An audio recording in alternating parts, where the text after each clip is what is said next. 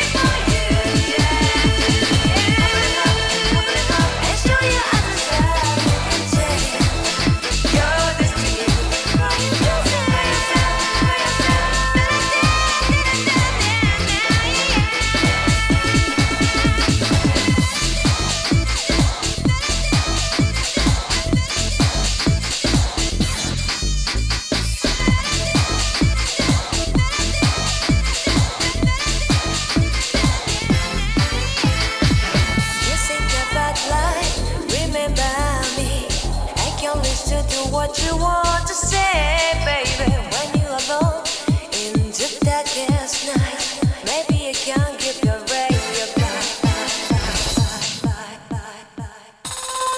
Open your heart and show your eyes that your destiny. And for your love, baby, the future is waiting for you. And show your eyes that your destiny.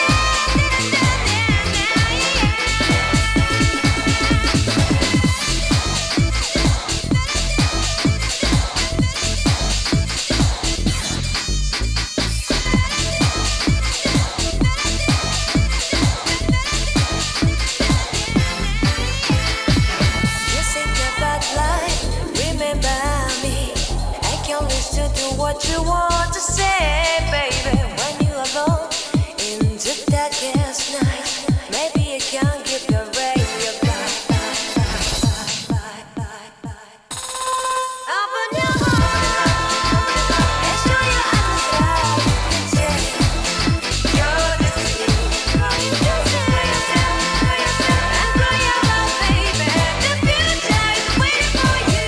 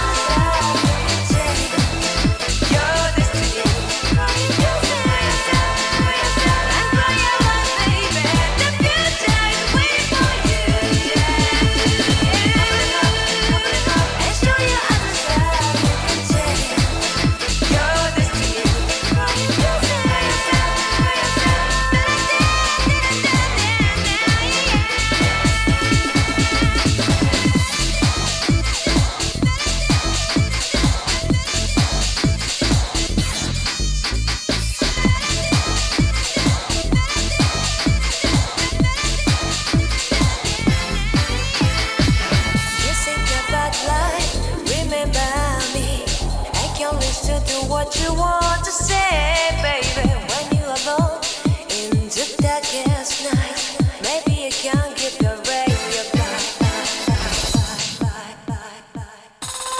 open your heart and show your eyes your destiny. And grow your love, baby. The future is waiting for you. And show your eyes your destiny.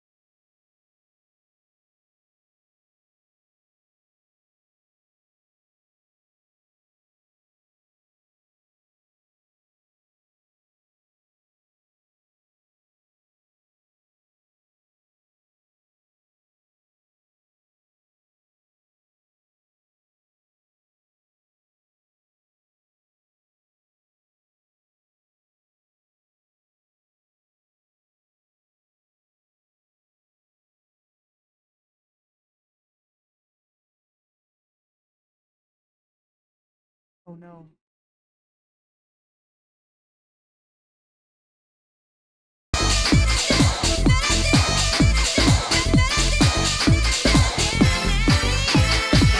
You think about life, remember me. I can listen to what you want to say, baby. When you're alone in the darkest night, maybe you can give your radio open your heart and show your eyes your destiny. And grow your love, baby. The future is waiting for you. And show your eyes your destiny.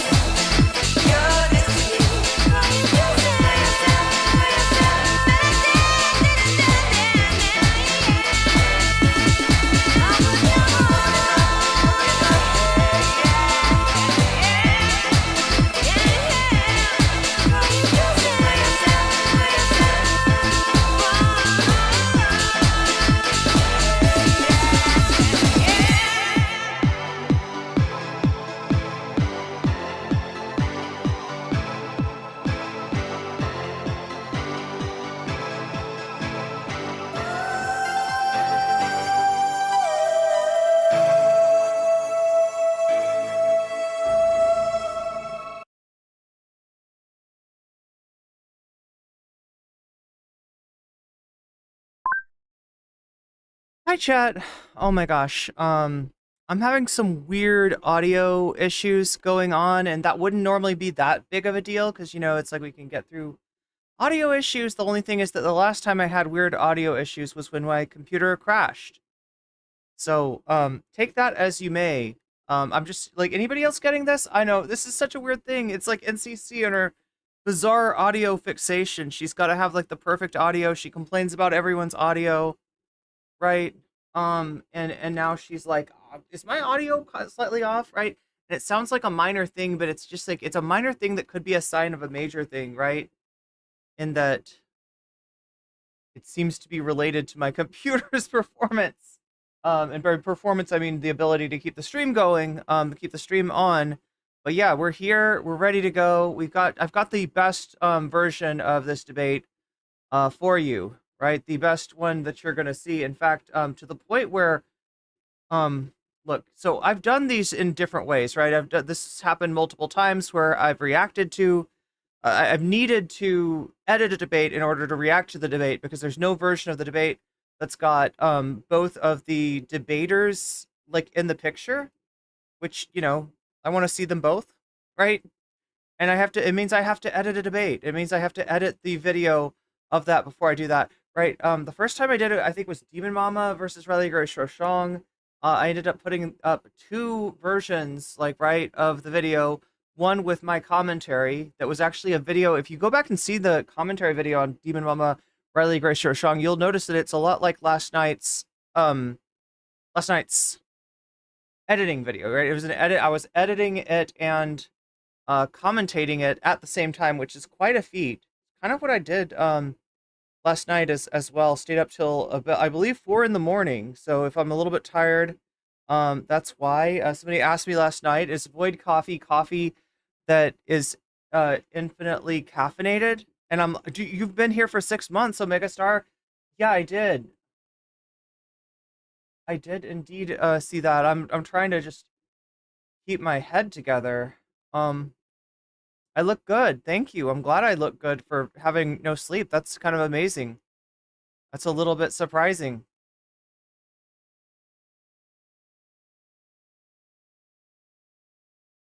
I will have my new rig on throne. Well, I need somebody to help me out with that because I really don't know what to get. But yeah, maybe that will fix everything. I don't even know. Part of me thinks it's the interface that I'm using. It's just cursed or something. I shouldn't say that. That's like inviting a curse. We're not trying to invite curses here. We're trying to alleviate curses.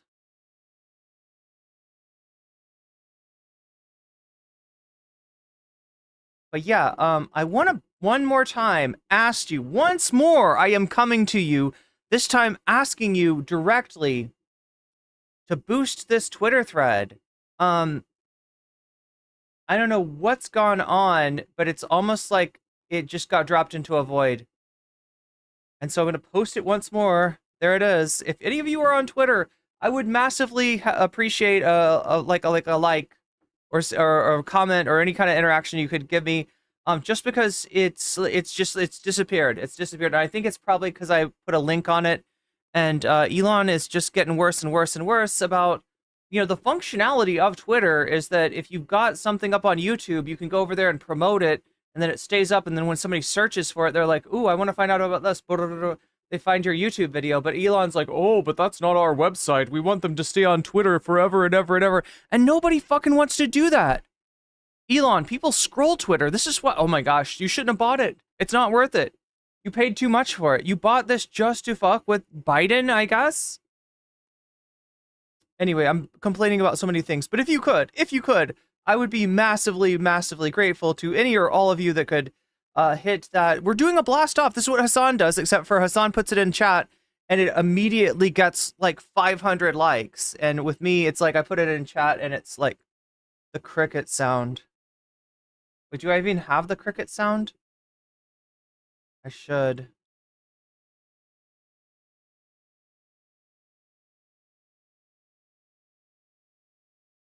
Yeah, I put it in chat and it's like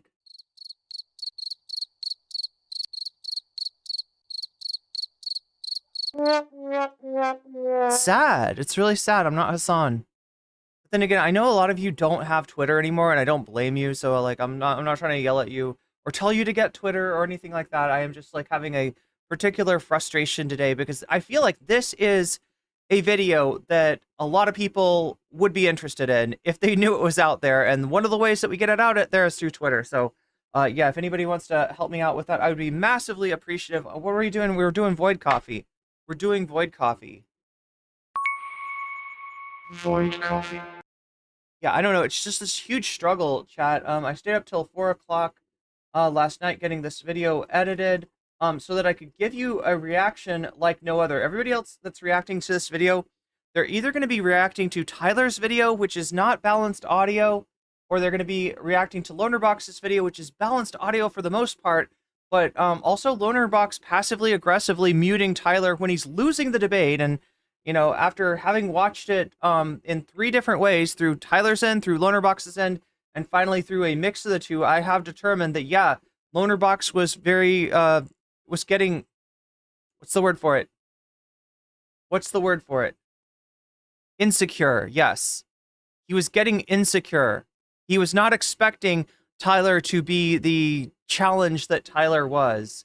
And I don't think he played it off. Even with Tyler yelling and being able to be like, oh yeah, he's a schizo. Look at them, he's yelling at the, you know, right? Even with Tyler like interrupting and stuff like that, it just like there was a lot of stuff that Lonerbox just did not have answers to. And so the way that he gets around that, the way that he plays that off is to mute him and be like, oh, I don't know what, like this guy's too much, right? And when you look at the whole video, like we will today, you're to see another side of things. So, oh my God, chat, have you all stayed up until 4 in the morning too? There's like chat is dead as well. I'm not trying to complain. I'm really not trying to complain. Especially considering that most of my ire doesn't have anything to do with anything on the internet. It's actually like personal stuff. It's time for some Irene personal news. My personal news, I've been paying for the internet for my entire, you know, for my other 2 roommates. And now there's an electric bill that's due. And it's kind of like, I've been paying the internet bill, right? They need to get that electric bill. I have been paying for their internet. And it is about the same amount, right, as the electric bill. It basically levels out. But the whole thing is, it's like now the landlady's involved, and she's like, you got to pay this. You got to pay. Like, I'm not paying for your electric bill. You need to pay me.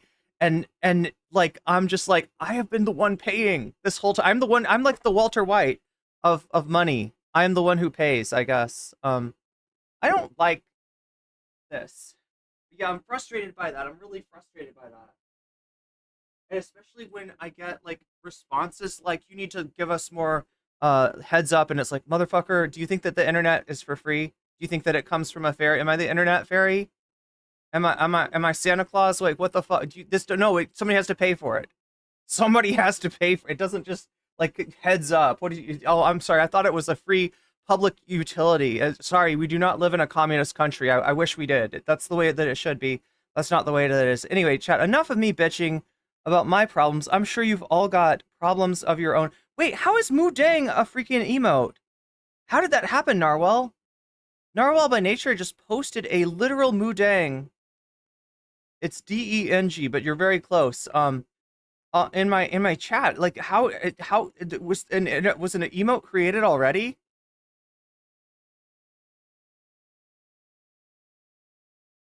There was a community night. No. Miskatonic said, I'm thankful for the community tonight, because for Miskatonic, for people living on the East Coast, it's nighttime. For other people that might live in different places, it's afternoon. Good afternoon. And for people like me that stayed up till 4 o'clock, it feels like morning. That's why I'm going to drink some void coffee. Moo Dang. Yeah, it's the baby hippo that we were looking at yesterday.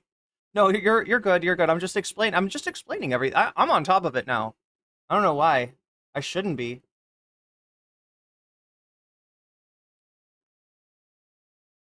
But yeah, chat, thanks for letting me vent to you. Right? I don't want to yell at the roommates though, because I just want to get this problem solved. Like, right, we just need to get this bill paid and the landlord off of our backs, and not have to worry about the electricity getting turned off, and for them to recognize that, yes, I have been paying your internet this whole time, and I've been very patient about getting my money back. But like, you know, when there's a big bill that's due, and you know, rather than me like shelling out for that, I'm gonna need to get paid. Did you see what I mean? I need to get paid before I can pay, or they could just pay that bill, and that could be their, you know, that would probably be the easiest way. But instead, they're all like, "Wait, do you have a this? Do you have a that?" And I'm like, "No, I have a Venmo. That's all I have. That's all I have." Anyway, a Pygmy Hippo. That's right. So yeah, let's get into this. Now I wanted to kind of give us some background, if I can, but I'm having an issue with resources on this issue.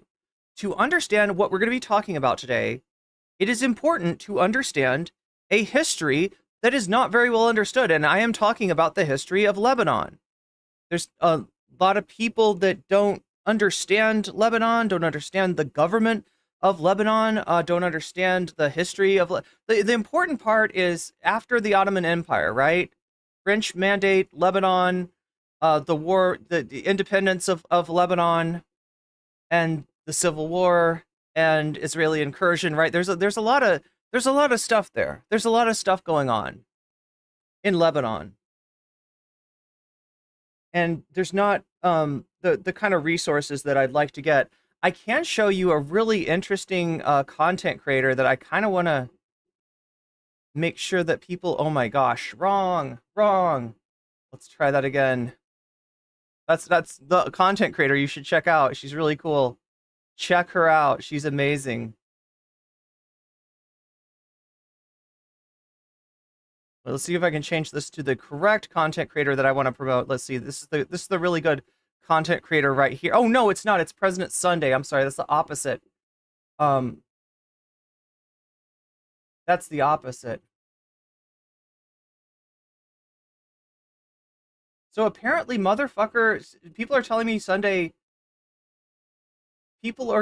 that Sunday debated Lonerbox as well. Sunday felt a little neglected and he had to get his conversation in. Things I care about. All right, so this is things I care about. And what I love about these videos is that they're entertaining and engaging and pretty dense with knowledge. And that's kind of a rare thing. You get there's a lot of talking heads videos about this kind of stuff. Let me show you what I'm talking about. Like the most recent videos that things I care about have made are these videos on Israel versus Palestine. And I really do think that, oh my God, despite the fact that they have a what is the ship, what is the Navy version of World of Tanks? There's like World of Ships or something like that. Anyway, there's a burnt-in advertisement there that, that shows up when I scroll over whatever this game is, right? But I really like their videos, right? They've got Israel versus Palestine, the origins of the conflict. They've got the Korean War, the Vietnam War, the German Revolution, oh God, Chad, I can't scroll down far enough. This is like, if I could recommend one conflict, for you to educate yourself on, it would be the German Revolution. This happened after World War I, and I say happened in that I mean it almost happened, and it didn't happen. And if it had happened, history would be. Can you imagine history without the Nazis? We almost had it. They almost had it, right? Can you imagine history if instead of World War I to fascism and World War II, it was more like World War I to a cascading series of governments going socialist? It almost happened. It almost happened. And that's the German Revolution. And it's actually really sad. It's going to make you sad to see this. It's going to make you sad to see what history could have been. But yeah, they've got a video on this. I think it's like one of the first videos on their channel. But anyway, things I care about. If you end up somehow seeing this, because like I've mentioned your name a few times and it somehow shows it to you, I'm not going to tell you what to do, but I am going to tell you that if you made a history of Lebanon video going back to the end of World War I, the collapse of the Ottoman Empire, that's exactly what I need right now. That's exactly what I need. Instead, I'm going to be like maybe reading to you a summary or something like that. but yeah, give things I care about a subscribe if you wanna learn more of this kind of stuff. And again, as far as what I can show on stream, I really do have to focus on stuff that's engaging. And there are a lot of very thorough representations of history. Uh, but like let me just give you a little taste. Oh, how wonderful it is to live here in Europe, alongside people of so many religions and nationalities, staying together through thick and sire. I just did the math. We don't have enough food to make it through the winter. Gentlemen, please, things may be dire now, but this is not the first time our people have faced hardship. Our ancestors faced this and much more, and they always endured. How did they do that, sire? Well, I'm glad you asked, Thomas. The solution is simple. We beat up the Jews. Fucked up shit, right? But this is historically accurate. This is historically accurate.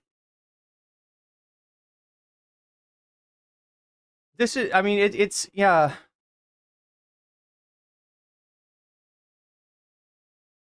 So it talks about like the events, the dynamics leading up to the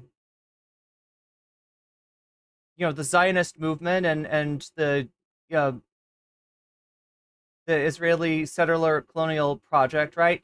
And it's not, I mean, it's really trying to be thorough for being as kind of silly about some stuff that's really not very silly at all. That's actually very serious and sad and tragic and in terms of history. Oh God, they've got more of they've got more of the baseball bat thing. Like they're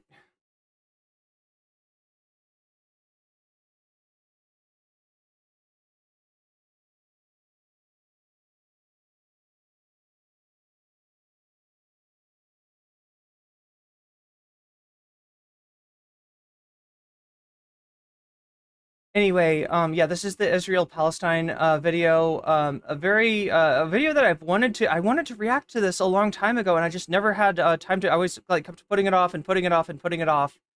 Today we kind of need to go into other information or other topics in order to give us the background that we need to understand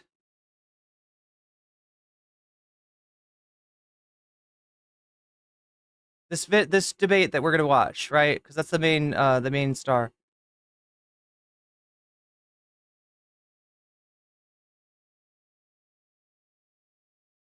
President Sunday apparently also talked to Lonerbox. Is this true? Yep. Wait. Are you out of your fucking mind? I literally upheld that standard. That's him reacting to Tyler. Are we sure about this? Is it possible that somebody saw Sunday in this? He's picking his nose with a pencil. I don't mean to do this. I swear to God. I swear to God. I am not trying to just expose Sunday as being utterly disgusting, but for some reason I always stop on the wrong stuff.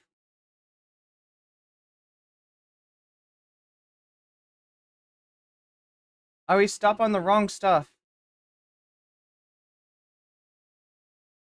The fuck is he doing? No. Okay, you know what? I think he didn't actually have the pen up his nose. I think it just looked like it. Okay, so good. You're not picking your nose with a pen. That's great, Sunday. Yeah, people are telling me that Sunday debated Lonerbox. All I'm seeing is Sunday reacting to Tyler's debate. That doesn't mean it didn't happen.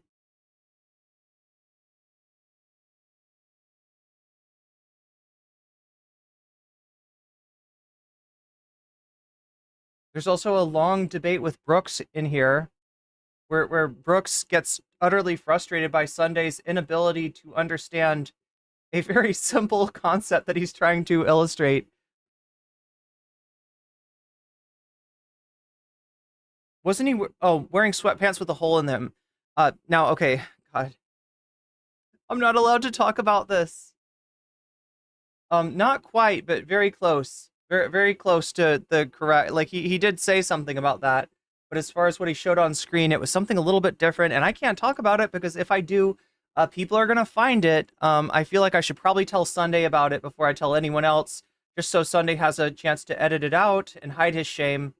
Because again, it was very embarrassing, and that's not how I'm trying. I do want to embarrass Sunday, okay?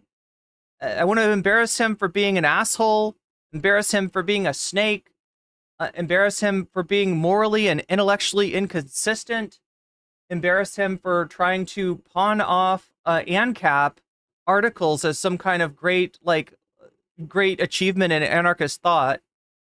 But I'm not trying to embarrass him for his wardrobe malfunctions, which I will not tell you where they occur. So, see, it feels like I am actually. It feels like a backhanded embarrassment.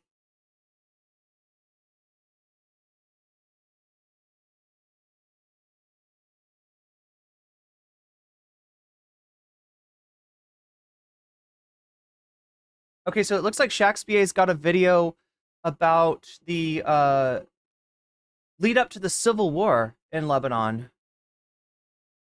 It depends on how much background they give us, because like I mean like the what I'm looking for is just literally from the French mandate, right, from the collapse of the Ottoman Empire to now, right? That's that, or even just to the Civil War would be fine actually.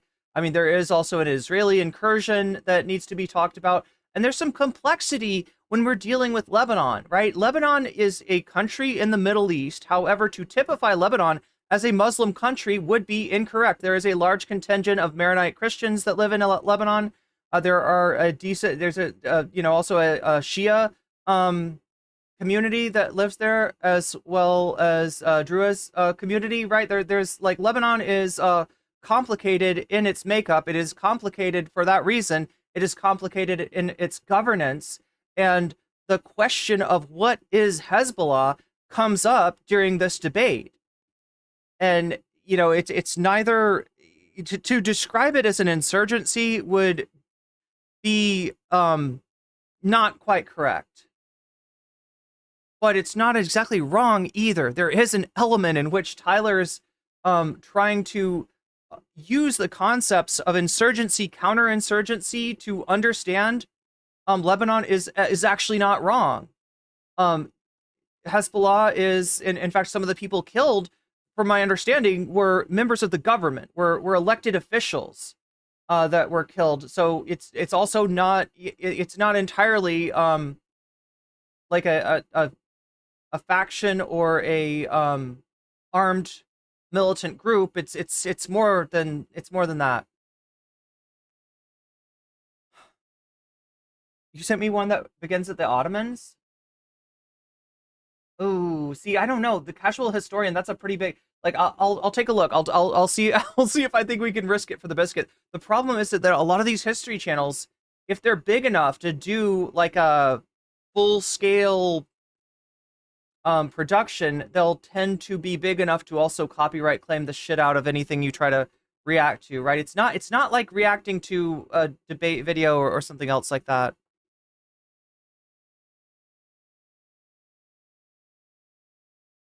All right, so where are we at here? Oh, there it is, the dono goal. We're already 3% of the way there. Thanks to a megastar. Thank you, Omega Star. Woke CIA drone pilot says, Dronerbox defending the indefensible, not a surprise. If you followed Lonerbox, but I will take a look at that, Shakespeare. I'll see if we can get away with it. Thank you for the thanks for sending that to me.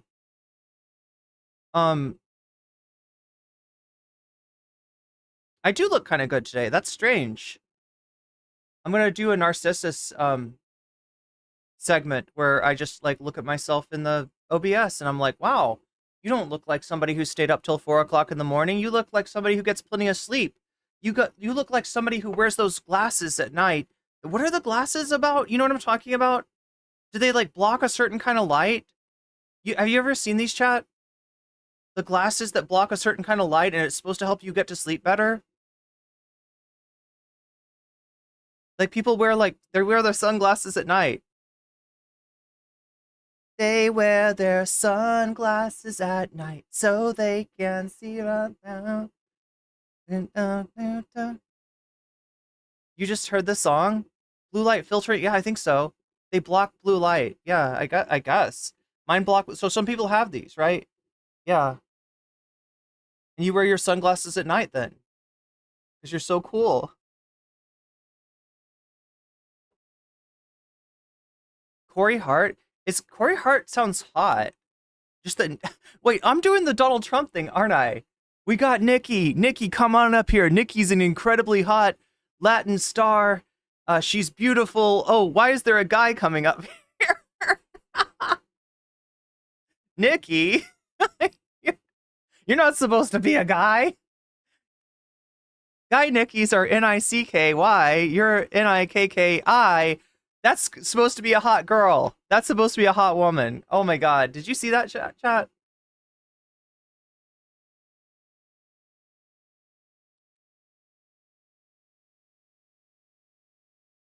Not Nikki Haley. Nikki Jam. This is so good, chat. This goes so hard. Trump confunde a Nikki Jam con una mujer. Está buena. Sí, sí.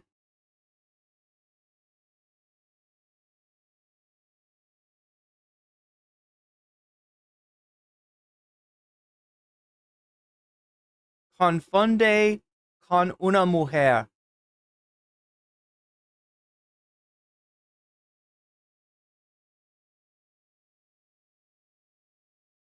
I gotta show you what I'm talking about. Let's do a quick little segment before...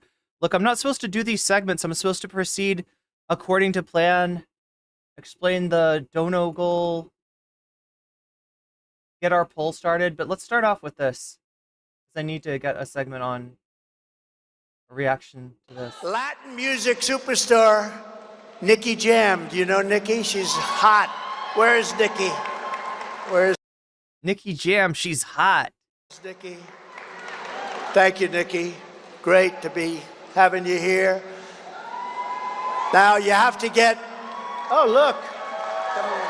Come here. I'm glad... What is going through his head right now?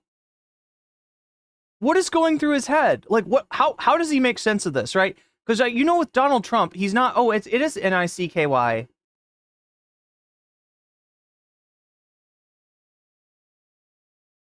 Okay, that makes even less sense. Somehow the name Nikki Jam to Donald Trump sounded like it must be... So just like, to me, Corey Hart, even though I know nothing about him other than he wears his sunglasses at night, it sounds like a hot guy. It sounds like a heartthrob kind of dude, right? Just like that, I guess Nikki Jam sounded like... Wait, Nikki Jam from Mana? He came up.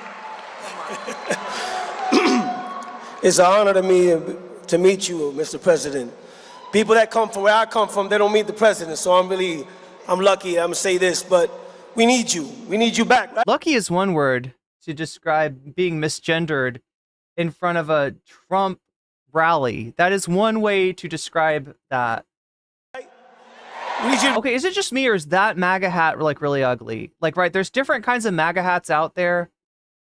And as much as they're all foul, I don't know. The text is too big. I don't like that MAGA hat. I especially don't like that MAGA hat. Be the president. And apart from that, There's so many I gotta jokes. say this in Spanish. Yo, you should talk shit about him in Spanish. He would have no idea. That would be hilarious. He's not going to. Han pasado 4 años y no ha pasado nada. Necesitamos a Trump. Let's make America great again.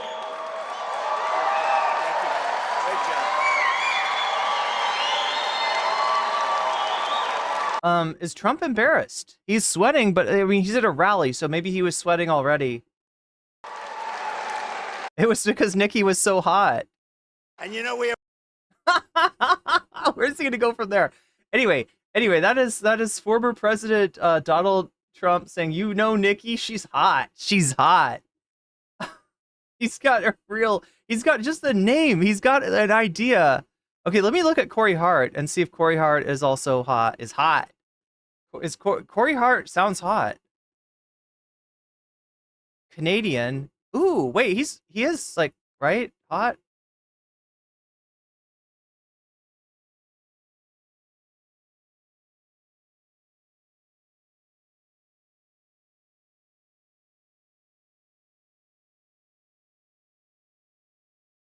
I mean, the Wikipedia page is or the Aww. I mean, he might be hot. The picture I got was too low of resolution. That's one picture of Corey Hart. Oh my god. Oh my god, chat, you gotta see this. Damn. Look, I was right, just by the name. Oh my god, why are all these pictures tiny? Alright, look, you're just gonna have to imagine if it wasn't bad resolution. That's Corey Hart. In the 80s, I guess.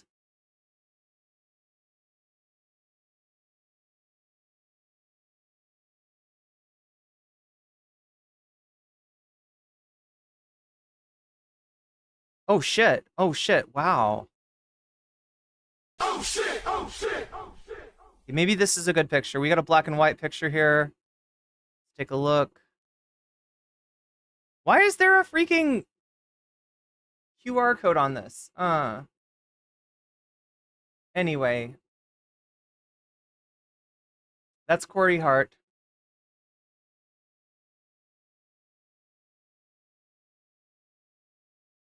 Like, what's going through Donald Trump's mind though when Nicky Jam comes up? What do you think he's thinking? There's Nikki. Thank you, Nikki. Great to be. Do you know Nikki? She's hot. Where is Nikki? You know Nikki? She's hot. Where is having you here? Come here. Now you have to get. Oh, look. So, like, I could even give you a multiple choice, right? One possibility is that Trump's thinking, are people going to think I'm gay? A second possibility that Donald Trump could be thinking is this one of those transgenders? A third possibility could be this is Nikki's husband, and he's mad that I called his wife hot. What do you think? Which of those is the most likely? It honestly, now check out what happened. Oh my gosh, I can't do that one. So I should probably explain to you what happened next. And what happened next is that Nicky Jam deleted the Trump endorsement. It got deleted. Nicky Jam changed his mind, does not endorse Trump, or does not want to be on record as endorsing a guy that just publicly misgendered him. Yes, guys, it can happen to you too, and you obviously don't like it, so maybe give another thought about misgender, about using, maybe pronouns aren't as overrated as you seem to, as a lot of guys out there seem to say that they are. But anyway.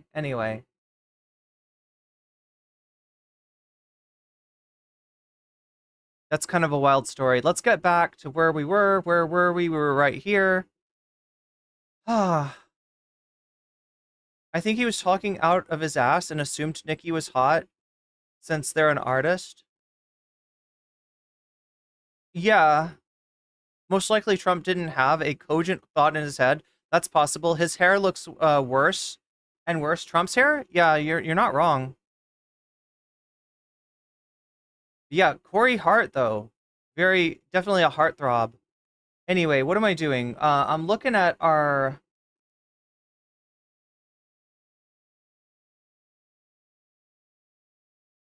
Okay, so now look at this. Jill Stein versus AOC on The Breakfast Club, right? I feel that this hasn't aged that well, and we're going to change it to Jill Stein versus Mehdi Hassan, because apparently that happened as well. Mehdi Hassan had Jill Stein on and had some harsh words, some questions for Jill Stein Legal Eagle musicians suing Trump. Walter Matheson, undercover chud at the DNC. And this one didn't do that well last time, so we'll change it to what if alt hissed? No, chat. I'm getting what if alt hissed. I'm starting to get that people really like me reacting to these videos. I'm not sure why. I don't like reacting to these videos, but it's the bonus goal is about you. It's not about me. So don't what if alt hiss on conservatives. We watched one on liberals, or the left, on the right. Let's make it on the right.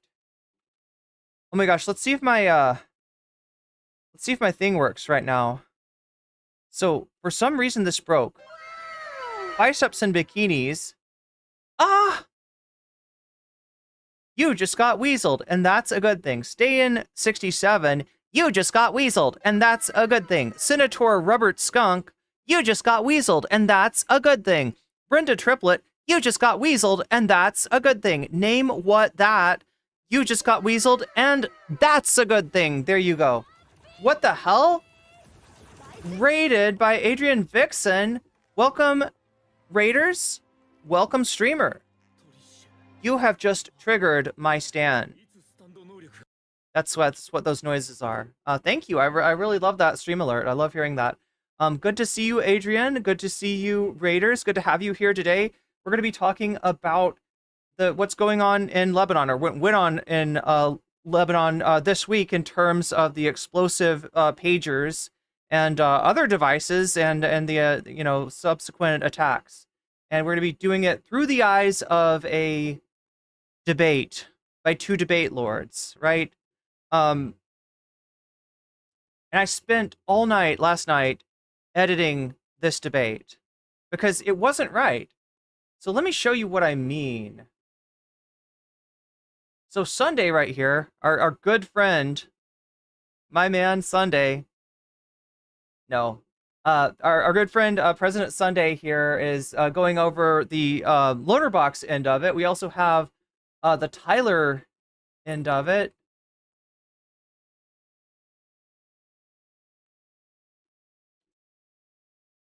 Today is a good day because NCC is streaming. It's always a good day.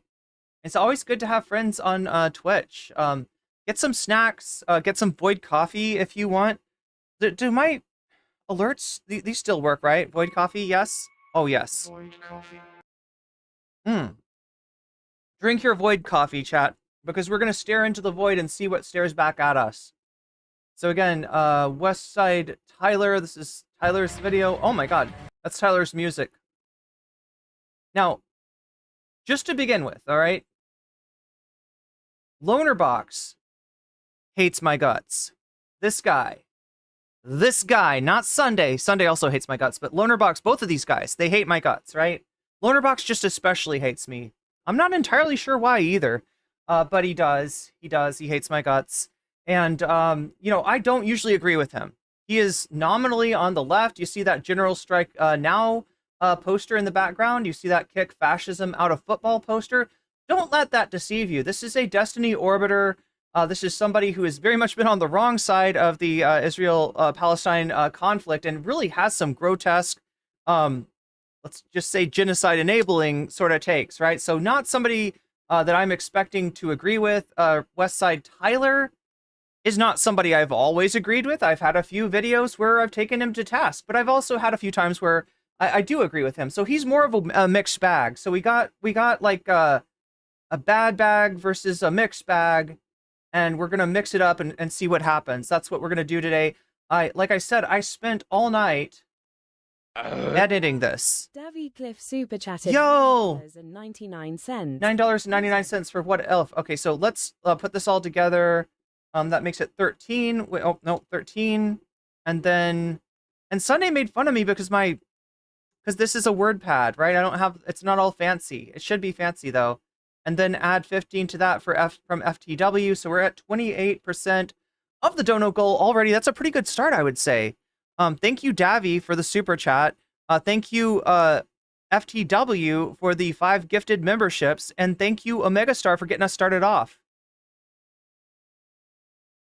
Wait, I'm like, oh, there we go. I gotta like your super chat there.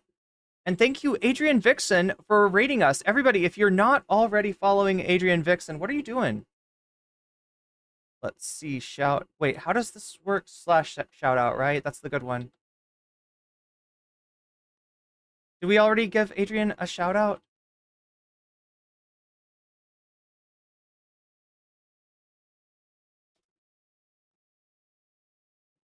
Yeah, I typed shout out. I must have used 2 Ds. I don't know why I would think that Adrian would have 2 Ds. Did I type it correctly this time?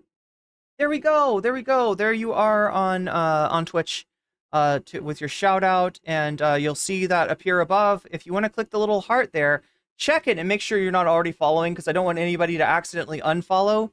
Sometimes that happens. So check to make sure whether you're following first. But then if you're not following, hit that like button and you can follow Adrian. You can follow them really easily, right? That's what the great part of the shout out effect. Thank you for the raid. And thanks for spending the afternoon with us chatters. We're about to get into this. So what do I have to do? Oh, yeah, I got to do my poll here. Start a poll. Bonus question. We're asking a bonus question. Bonus content. That's what I'm... Bonus content. What is a bonus question? It's like on a test, right? I love having a bonus question on a test, right? Because I always mess up on the regular question, so I got to get the bonus points. I love it when a teacher allows me to have bonus points. And I'll let you have a bonus topic today if you want, right? We're at 28% of the dono goal right now. If we get to 100% of the dono goal by the end of the stream, then we'll do some bonus content. Actually, you know what? I've been asked to kind of try to front load this, and I haven't gotten any good ideas other than if people could front load the donos. What I'm going to do now, though, is that from now on, whenever this gets hit, we'll go maybe immediately to the bonus content after that segment. Just because the concern is that people who donate early are saying that they have to go to bed and they don't end up seeing the bonus content, or they see it the next morning on the VOD. You can always check my VOD in the morning. It will be reliably on YouTube, most of the time on Twitch, as long as nothing too weird happens during the course of the stream. It's available on Twitch as well. And you can always watch it after the fact, but I get that a lot of you want to watch it when it happens. And if you're donating early and then you're going to bed, then you don't get to see it live. And that could be less than ideal. So I'm trying to make it ideal for you. We're trying to refine this. If anybody has ideas, please let me know. If anybody, like, your ideas are very much valued here. There we go. Bonus content. Wait, no, what am I doing? Bonus content question mark. Okay, maybe I have what? Oh, it's that thing. Okay, there we go. Now, nope. I'm not allowed to use any punctuation or some punctuation I'm not allowed to use. Manuel says, I prefer the pad and the streamer doing their stuff compared to too much tools. Also for profit company tools. Is Sundays are for profit? I think you're doing well. Oh my gosh. Well, that's okay. Sunday's allowed to dunk on me. All right. That's, I'm just going to have to deal with that. There's literally nothing we can do about it right now. Right now. No, there's nothing we can do. Like people are entitled to their opinions, including Sunday. Right. And I'm entitled to my opinion too. So there you go, Sunday. You have to deal with that. And I'm even entitled to withholding the videos of your wardrobe malfunctions because I feel bad exposing you. You're a little too exposed right now, Sunday, and it actually doesn't make me feel good. When will NCC be on Talk Tua? We got to get me booked. We got to get me booked before the Twitch poll Google Doc people come by and try to convince Hawk to a girl that NCC is bad and she's got folders of compromat on you or whatever, right? We got to get to that first. All right, there we go. There is your poll, chat. Vote in it, right? That's part of how we decide what bonus content we get. The other way that we decide what bonus content we get is that when you donate, like what just happened with Davy said, what if, right? So let me show you how this works right now. Davy says, what if? I add 10% to What If. I also add 10% to the dono goal. It gets us closer to the dono goal. We're almost a third of the way there. The one person I need to hear from is FDW. FDW, if you are in the chat, or I'm looking through the chat to see if FDW might have already said what they want as far as bonus content. Because I am... Have you ever heard the phrase humping to please? I don't like that phrase. I'm not humping any chat. I'm not Joe Rogan. I'm not a chair fucker, all right? So I'm not exactly humping to please, but I do aim to please. And I do aim to put your money where your mouth is. In other words, the topic that you want to see in the bonus content, I do want to add your donation as a percentage to that amount. So if you will kindly let me know which of these topics you want. You don't have to, but you know, if you want to, you can. Shakespeare, thank you for the... Here, let me read this dono out right now. Shakespeare says the Grillin Sicilian phone emoji, other phone emoji, eyeball emoji, lips emoji, and nails. Ooh, I need to paint my nails. Thank you for reminding me, Shakespeare. So Shakespeare gets us up to 33%. We are now fully 1/3 of the way there. Thanks to Shakespeare, thanks to Omega, thanks to FDW all day.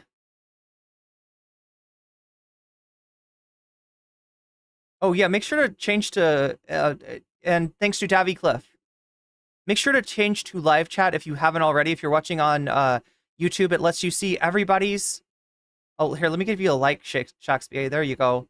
It helps you see everybody's chats, right? Sometimes YouTube just like doesn't let chats be seen, and you'll more reliably see them if you hit that.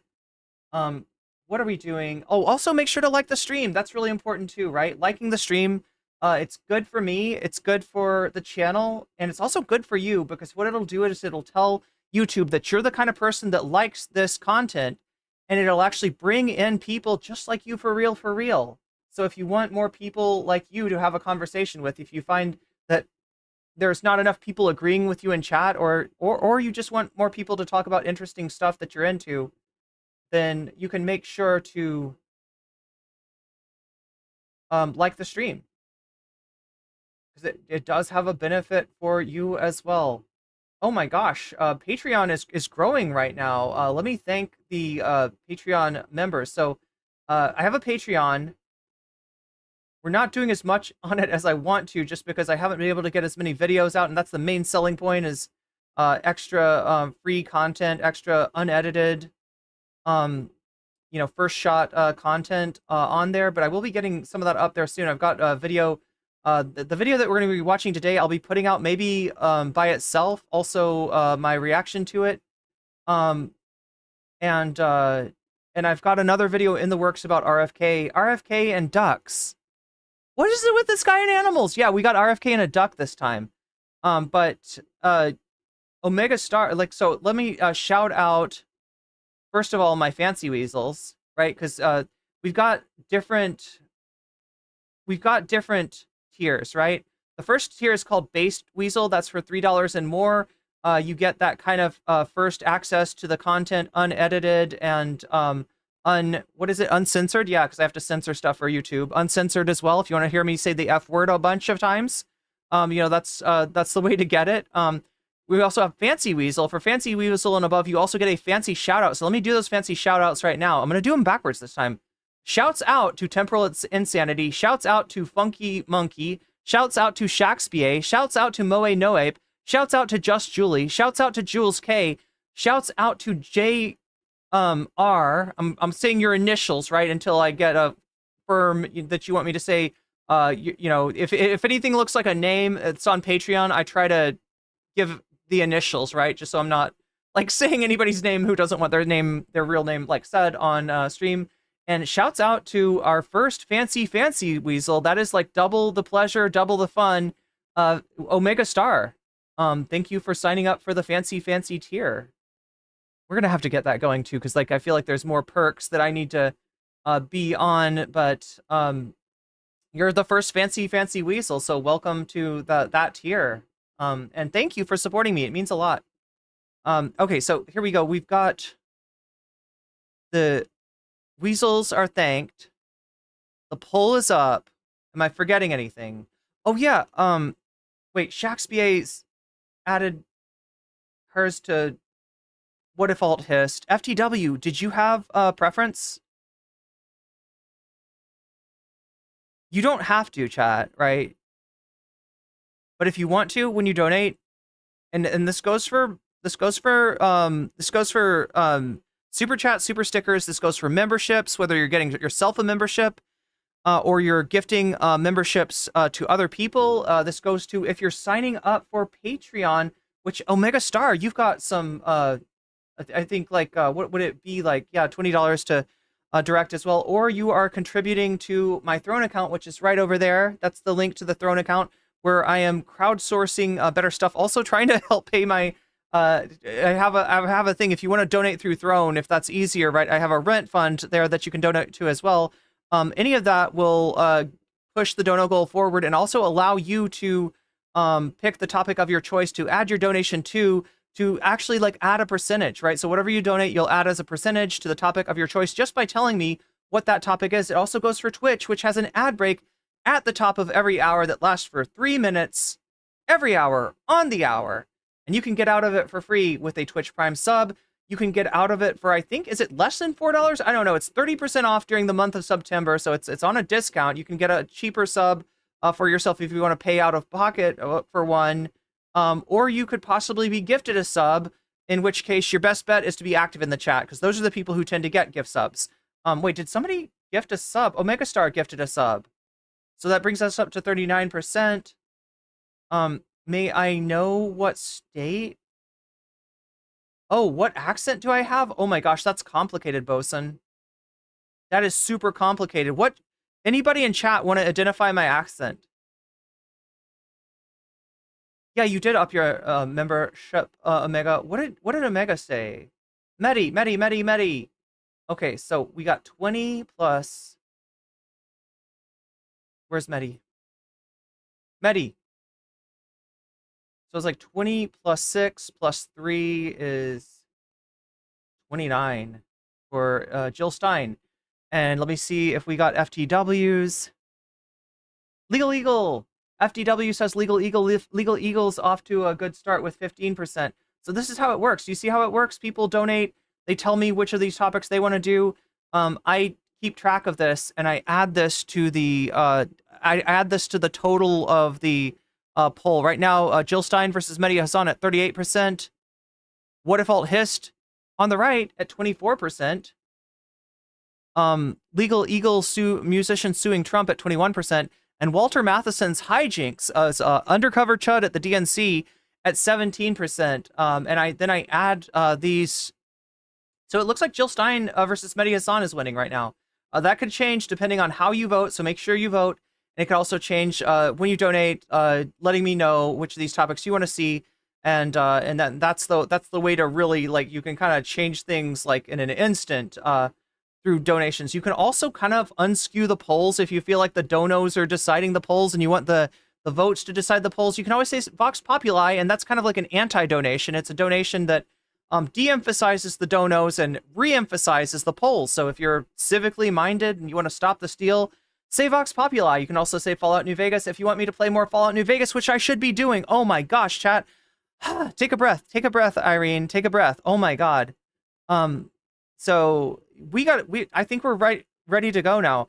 What kind of weasel is Lonerbox? Good question. Definitely not a fancy weasel.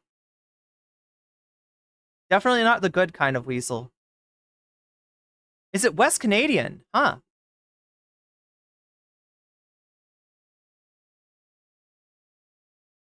High mountains of southern Louisiana. We do have some guesses in chat. I want to see if anybody gets it right.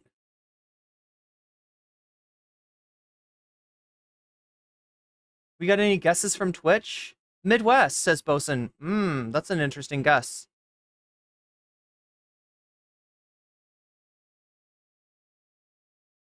And there's a chance, chat, that more than one of you could be right. But there's one component of my accent that you seem to be missing so far. I wonder if anybody can get it. It's very faint. It might appear if I say a word like lawyer That might be a giveaway, right? Austro-Hungarian English accent. Ohio, skibbity. Sorry. I'm too silly. Look, Ohio's where I learned to stick out my gat. I don't know. I'll shut up. I'll shut up. Irish. I have actually had somebody think that before. You're not the first. Georgia on my mind. Some sort of southern. Is there a southern in there? Just a little bit, maybe. Just a little bit. I think that chat has correctly identified that I have lived all over the country. I have lived in various parts of the United States, and even in even in Europe for a little while. So I got a lot contributing to. At least I don't have the top G thing. The devil went down to Georgia once. True. All right. So what do we got? Okay. So we got the Donegal going. We got the bonus content going. Illinois. Come feel the Illinois, right? The great state of Al Capone. Pennsylvania. All right. So this is Tyler and Lonerbox. We're going to get into this in a second. I want you to have some background. So I'm going to try to watch a history video or two. We'll see if I think this is safe. I have to kind of feel it out to make sure that I don't get in trouble. But I think this is one that we can probably watch.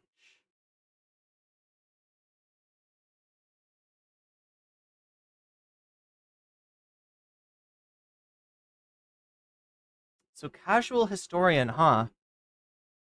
It's not a huge channel. I kind of think it would be okay.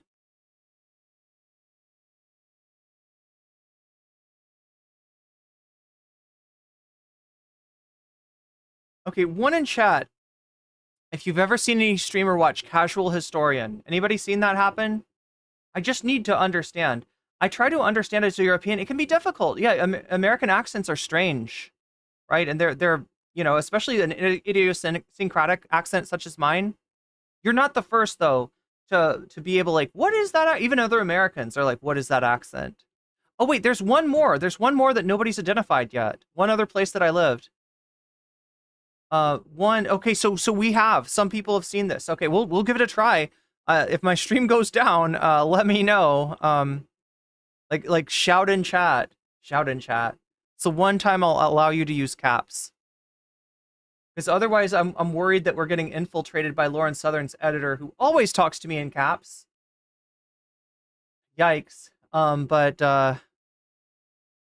let's take a look at this.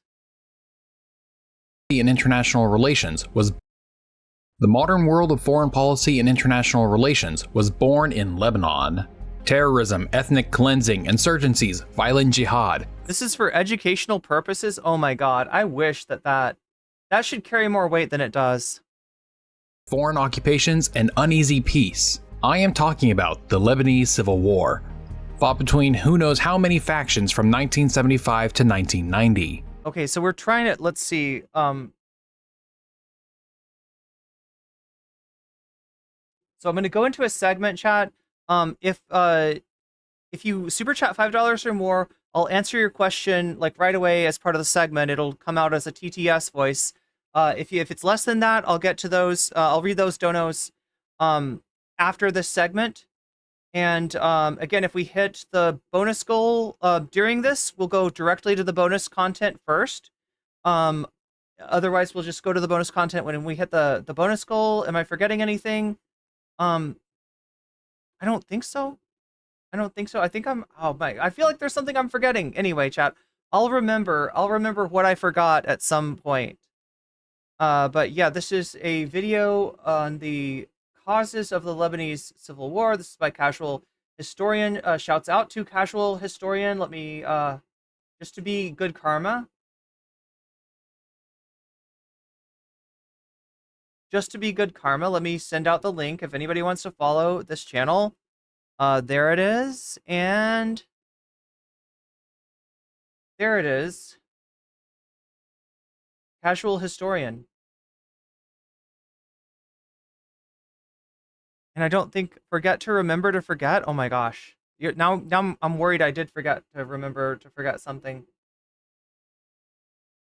And all of the geopolitical issues we talk about today began there. Yeah, we're going to watch this video giving us some background on the history of Lebanon. Hopefully, what I really am looking for is since the fall of the Ottoman Empire, right? I think that's the part of Lebanon that we need to drill down on. Why are we doing this? Because we're going to be watching a video. We're going to be watching a debate that I edited last night to bring together again Tyler and Lonerbox, right?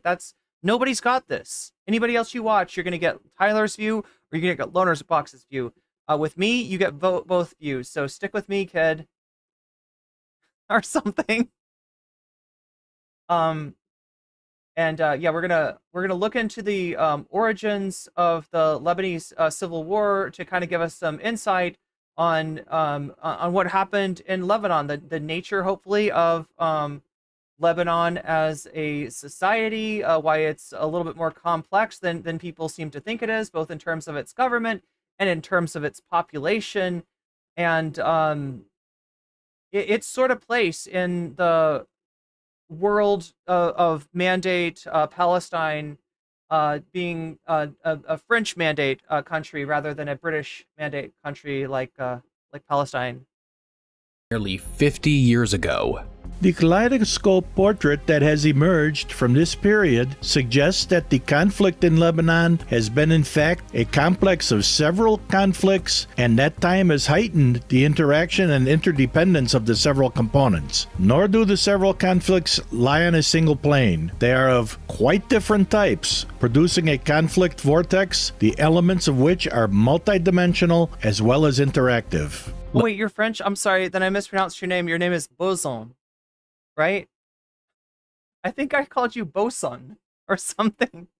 Not how you say it in French. Lebanon went from being the picture of sectarian harmony to a byword for political tragedy.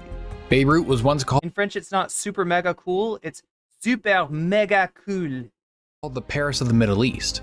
It was a home for political exiles plotting revolutions and a playground for Arab princes I bet nobody says that anymore in France, do they? looking for debaucherous fun away from their puritanical homes in the Super Gulf. mega cool. The only reason it's not talked about more today is because it has been overshadowed by events it arguably set in motion.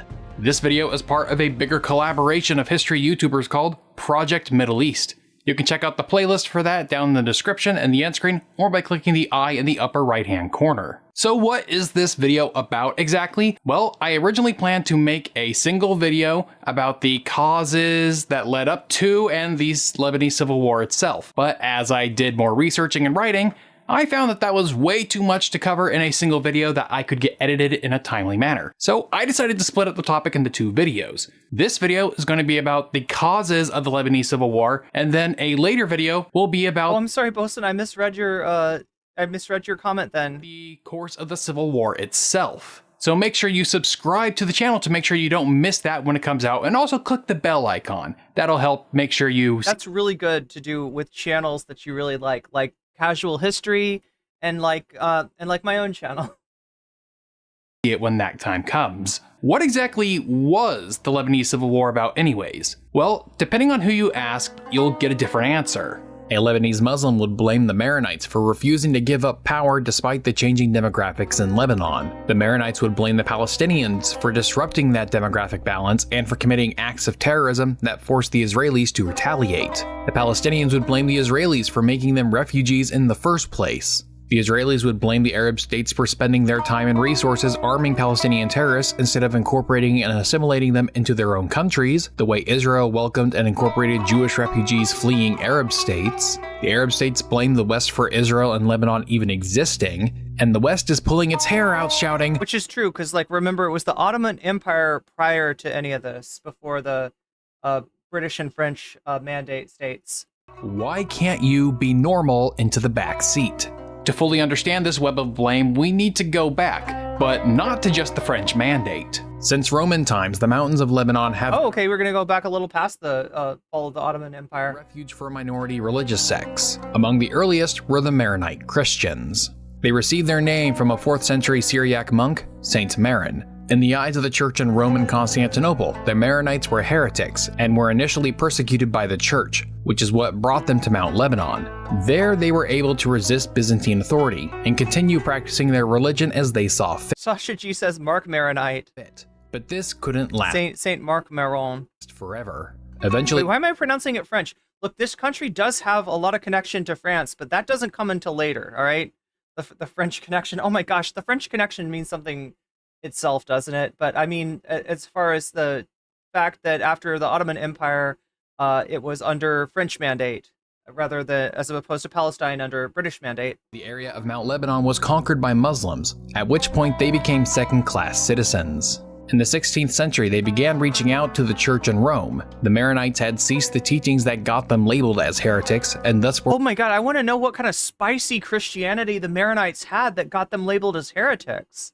Like, that sounds pretty cool. Like, what was that? Did they eat, like, the Last Supper was, like, salad and, I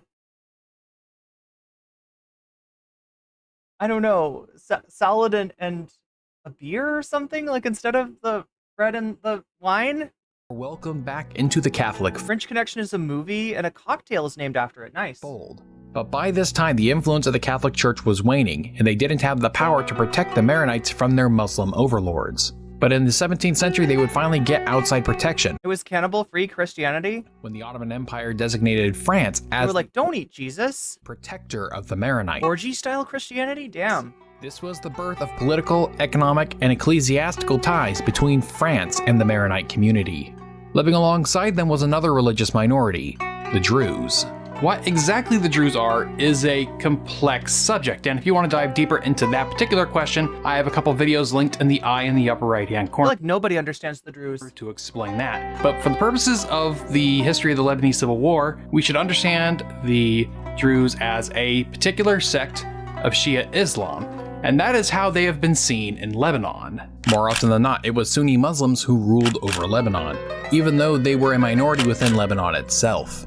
The Sunni Ottomans didn't care about the practices of the Maronites, but they did care about the practices of people who called themselves Muslims, even if they did not consider them Muslims themselves, which meant the Druze always felt on edge. And in order to prove to their Sunni rulers that they were sufficiently Muslim, they practiced even greater violence towards Christians than their Sunni counterparts during times of war. The Maronites owned most of the land. God, chat, this music is making me nervous. It's like music's one of the things you can get clapped for, even if the content creator is like, fine, use my content, thanks for the shout out, right? Then sometimes they'll still be like, sometimes they license the music, especially when it's like a high, production video, like this one. Sometimes they license music that I don't have the license for, so we'll see how this holds up. Thank you to everybody who's supporting me through donations. So, because even on days when I get demonetized, that means that I don't get not paid. So, And in the north, and the Druze owned most of the not land that I get a lot of money off of ads, but in the south, meaning that anyone from one group living in the area of the other was usually a peasant paying rent to someone of the other group. In addition to the Maronites and Druze, you had the Shia, who felt isolated from the bastions of Shia Islam in Iraq and Iran, and having been persecuted by the majority Sunni around them. Throughout the centuries, there were periods of sporadic violence between the Maronites and the Druze. As the Ottomans began losing ground to the Europeans, tensions between the two communities grew. The Druze living in northern Lebanon rebelled against their Maronite landlords in 1858, and won, claiming the rented land as their own. 2 years later, the Maronites in the south attempted to do the same, but before they could, the Druze landlords massacred 11,000 of them. This is what prompted intervention by Napoleon III, who sent troops to protect the Maronites. The Ottomans formalized this fait accompli by turning the area of Mount Lebanon so there's the French connection. into an autonomous province with a Christian governor. The French Is retained there a cat in my room? presence in Lebanon through the First World my God, War, I see. and during the carve-up of the Ottoman Empire, they were given a League of Nations mandate over both Lebanon and Syria. Now here is where French colonialism starts making the history a little more complicated. Historically speaking, the Ottoman Empire, as well as previous Muslim empires, had a province named either Syria or Damascus, and this province usually encompassed most of modern-day Syria, Lebanon, Jordan, Israel, West Bank, and Gaza, often referred to as Greater Syria. But this territory was split between the French and the British. so already half of Greater Syria was cut off. But the French would go a step further. The French played favorites. The Maronites were privileged over the Druze or other ethnic or religious groups. They were the ones allowed to start businesses and keep out competitors, which usually meant non-Maronites. The French could have carved up its mandate into smaller realms for— Oh my gosh, did I miss the mandate? But they feared that a Maronite state consisting only of the territory occupied by religious groups. They were the ones referred to as Greater Syria. Speaking, the Ottoman Empire, as well as previous Muslim empires, had a province named either Syria or Damascus, over both Lebanon and Syria. Now, God, sorry. this is what prompted intervention by Napoleon, I hate to have to do this, who but sent troops to protect the Maronites. The Ottomans formalized this fait accompli by turning the area of Mount Lebanon into an autonomous province with a Christian governor. The French retained their military presence in Lebanon through the First World War, and during the carve-up of the Ottoman Empire, they were given a League of Nations mandate over both Lebanon and Syria. Now here is where French colonialism starts making the history a little more complicated. Historically speaking, the Ottoman Empire, as well as previous Muslim empires, had a province named either Syria or Damascus, and this province usually encompassed most of modern-day Syria, Lebanon, Jordan, Israel, West Bank, and Gaza, often referred to as Greater Syria. But this territory was split between the French and the British, so already half of Greater Syria was cut off. But the French would go a step further. The French played favorites. The Maronites were privileged over the Druze or other ethnic or religious groups. They were the ones allowed to start businesses and keep out competitors, which usually meant non-Maronites. The French could have carved up its mandate into smaller realms for each ethnic or religious group, but they feared that a Maronite state consisting only of the territory occupied by the Maronites would not be economically viable, and they were probably right. So they enlarged the former Emirate of Lebanon to include territory occupied by Sunni Arabs in order to give Lebanon some usable farmland. The people living in this farmland, however, had more economic and social ties to the rest of Syria than to Mount Lebanon. The former ruling class of Ottoman Syria believed Lebanon should be subservient to them, and this population would serve as a thorn in the side of any faction trying to control Lebanon, because their loyalties never allied with the idea of a greater Lebanon. For the French, Lebanon was to become an outpost of French culture and economic interests in the Near East, and combat the rise of Arab nationalism in Syria. They helped the Lebanese draft a republican constitution, which greatly resembled France's own. They had a parliament which elected a president, and the president would appoint a prime minister and a cabinet to run the government. The constitution was supposed to go into effect in 1932 with its first scheduled election, but it was called off by the French. The campaign saw a rise in sectarian tension, and the French feared a civil war would break out, so they cancelled the elections. The constitution would be reinstated 4 years later after a leftist government was elected in France, who then allowed the election to go ahead. The Maronite, Emile Ed, would win in 1936. World War II would briefly halt Lebanon's practice of democracy when the Vichy regime suspended the constitution. An Allied invasion in 1941 drove the Vichy loyalists out of Lebanon, and the Free French were able to assert control, restoring the constitution in 1943. With help from the British, they negotiated a political settlement between the various Christian and Muslim factions that divided up the seats in government between the sectarian groups, giving each a piece of the government that was theirs to dominate. Each department became a fiefdom, serving the interests of the faction that controlled it, which meant nepotism and corruption became rampant. The Christians and Muslims wouldn't receive equal power in this government, because the population size of the different groups wasn't equal. They based this division on a census taken before the 1932 elections, which calculated the Christian population to be about 54% and Muslims accounting for the other. So yeah, as you can imagine, like here we go, right? As far as the conflict and the complexity of Lebanon, that's going to become very relevant, right? Here's where we're starting to see this dynamic.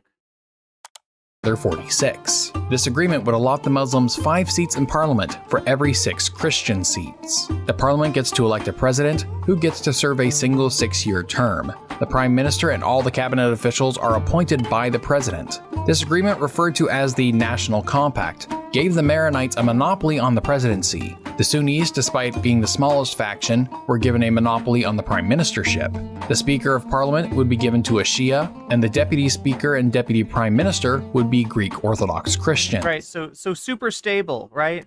and the chief of the general staff of the military would be a Druze. See how this is gonna Division of offices in government, the National work out. also incorporated other political compromises. Muslim leaders agreed to drop their demands for unification with Syria. The Christians agreed that Arabic would be the official language. They both agreed not to seek outside arbitration over domestic political questions and to present themselves to the world as an Arab country. Some Muslims rejected the National Compact and were therefore never on board with the balance of power set up by it. The more internationally inclined, such as pan-Arabists, communists, and socialists, rejected the pact as well. In addition, foreign powers such as Syria, Egypt, and the Soviet Union wanted to change it in order to take control of Lebanon. But the Maronites and the Western democracies were supporters of the new status quo. They would hold their last election under French occupation in 1943, with the Maronite Bekara Kauri elected president. The French would fully pull out of Lebanon in 1946. Kauri would be re-elected in 1949, but he was pressured to resign in 1952 over corruption charges. With the office open, Parliament elected the Maronite Camille Chamon to fill the presidency. Chamon had been a member of the Socialist National Front, which was a predominantly Muslim party, but he would pursue neither socialist nor Muslim interests while in office, being more interested in foreign False alarm. and how Arab nationalism was becoming a threat to the political status quo.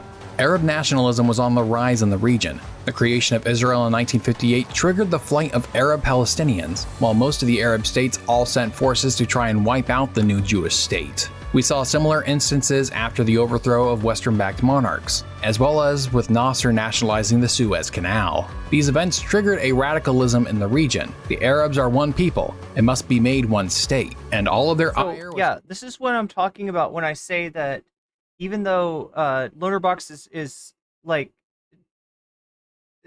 Tyler is technically wrong in terms of defining this as, if you were to think of Hezbollah as an insurgent faction, that would be incomplete. But if you were also to not consider it that way, that would also be. So they're both kind of wrong.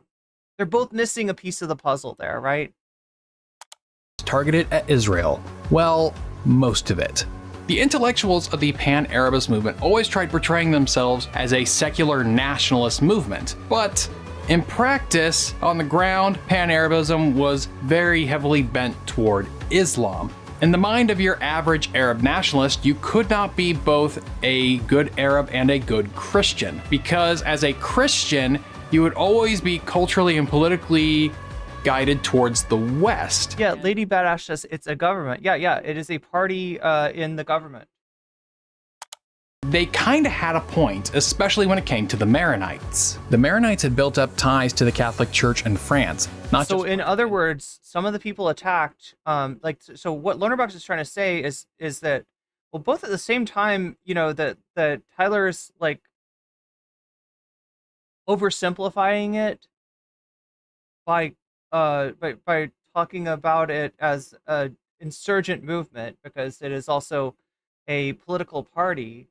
But he's also missing the point that some of the people attacked in these pager attacks were party officials, were politicians, were doctors, were like, right? It's not. So it's weird. It's like Lonerbox kind of wants to have it both ways. So although Tyler is like wrong on certain points here, Lonerbox is just disingenuous, right? There's being there's like oversimplifying, and then there is being inconsistent. And I would say that Lonerbox is guilty of the inconsistency. Independence, but prior to French rule. And the French privileged them during colonial rule, and they still look to France for economic and cultural guidance. But let's keep something in mind. In the Middle East, there were only— Wait, you can't say oversimplifying? I wonder where that comes from. This is probably, let's gotta go back years. I can't imagine why mods would have blocked the word oversimplifying, but there must have been a reason. 3 countries where Christians were equal under the law to the majority population, and Lebanon was the only Arab country where this was the case. For the prior 1300 years, the region was ruled and dominated by Muslim powers, who relegated Christians and Jews to becoming second-class citizens. You had to pay a special tax for the privilege of not converting to Islam. Muslims were forbidden to convert to any religion under penalty of death. Construction of new churches and synagogues was forbidden, and you always had the threat of ethnic cleansing hanging over your head. The reason the French Oversimplifying in the first place was to protect the Maronites from genocide. So yes, it was really Yeah, I actually looked at my Twitch settings the other night, and it was wild. It was wild. There was like a history of terms added to and I took some of them off. Some of the ones that I just could not figure out, like, why is this word a problem? Right? I took them off, but there was still a lot of stuff in there, and I don't even know. to be a good. So wait, people are talking now about the Sunday versus Lonerbox debate. Anybody want to tell me? Can we confirm that Sunday did debate Lonerbox? Because I wasn't. Yeah, probably old trolls. Exactly. Woke CIA. Okay, so we got that confirmed. There was a debate between Sunday and Lonerbox. I probably will not edit that one. I stayed up till 4 o'clock yesterday editing Tyler and Lonerbox. I don't think I'll be pretty soon after the Tyler one. I mean, we'll take a look at it maybe. Arab and a good Christian, but that's because being Is Sunday on screen right now? That's hilarious, Will Florida. I don't know if you meant that as a joke, but it serves as a really funny joke. Is this President Sunday? He should be. He should be a history tuber or something. Like I don't know. That might serve him better. good Arab meant not being a Christian. In spite of the spread of Pan-Arabism, President Shimon thought the status quo of Lebanon was a model of stability. While all the other countries in the region were witnessing coups and assassinations, the worst Lebanon saw was a politician resign over corruption charges. All things considered, things were pretty good. Shimon kept relations with the West open, despite calls from Muslims in the cabinet and parliament to cut ties with Britain and France after the Suez Crisis. Within the international community, and especially in the US, Nasser was seen not only as being in the Soviet camp, but in whenever I hear Suez Crisis, I've got to be like, trouble in the Suez! cases as being Moscow's puppet. Thus, countries that felt threatened by Egypt would qualify for US aid under the Eisenhower Doctrine, to which President Shimon signed up, and this would prove decisive in Lebanon's first civil war. Here we go. Since independence, the Constitution only allowed presidents to serve a single 6-year term, but Shimon wanted to seek re-election. He plotted to rig the 1957 parliamentary elections so he could amend the Constitution to allow him to run again. He did this by running pro-Shimon candidates for Muslim seats in parliament, and he was able to oust several prominent Muslim MPs with help from the CIA, who contributed funds for the campaign. There are disputes over how involved the CIA actually was in this election or the following civil war, but there's little dispute over the fact that they helped fund opposition campaigns. If arms could not buy loyalty in the Middle East, the almighty dollar was still the CIA's secret weapon. Cash for political warfare and power plays was always welcome. If it could help create an American imperium in Arab and Asian lands, Foster was all for it. The pro-Shimon faction won 53 of the 66 seats in parliament, and the seeds for civil war were planted with it. On May 8, 1958, a liberal Maronite journalist, Nassif Metni, was assassinated. He had served time in prison for criticizing President Shimon, and he was suspected of ordering his death. Anti-government protests erupted in Tripoli, killing 35 people. The SNF orchestrated nationwide labor strikes and demanded the president's resignation. Shimon declared a state of emergency and mobilized the army, and the SNF responded by forming militias. The Maronite Phalangist Party would begin forming its own militias in support of President Shimon. Barricades were set up around Beirut. The leader of the SNF, Kamal Jumblat, had been one of the Muslim politicians ousted in the election the year prior. He would set up his own government in the Druze-controlled town of Mukhara and built up a 2,000-man militia that battled with the Phalangist militias led by Pierre Gamayel. The Lebanese army, led by Fouad Shahab, was hesitant to intervene for fear of turning Muslims further. This is getting a little complicated. Let me make sure I heard this correctly. Barricades were set up around Beirut. The leader of the SNF, Kamal Jumblat, had been one of the Muslim politicians ousted in the election the year prior. He would set up his own government in the Druze-controlled town of Mukhara and built up a 2,000-man militia that battled with the Phalangist militias led by Pierre Gamayel. The Lebanese army, led by Fouad Shahab, was hesitant to intervene for fear of turning Muslims further against the government, so he only did so when the government was directly threatened.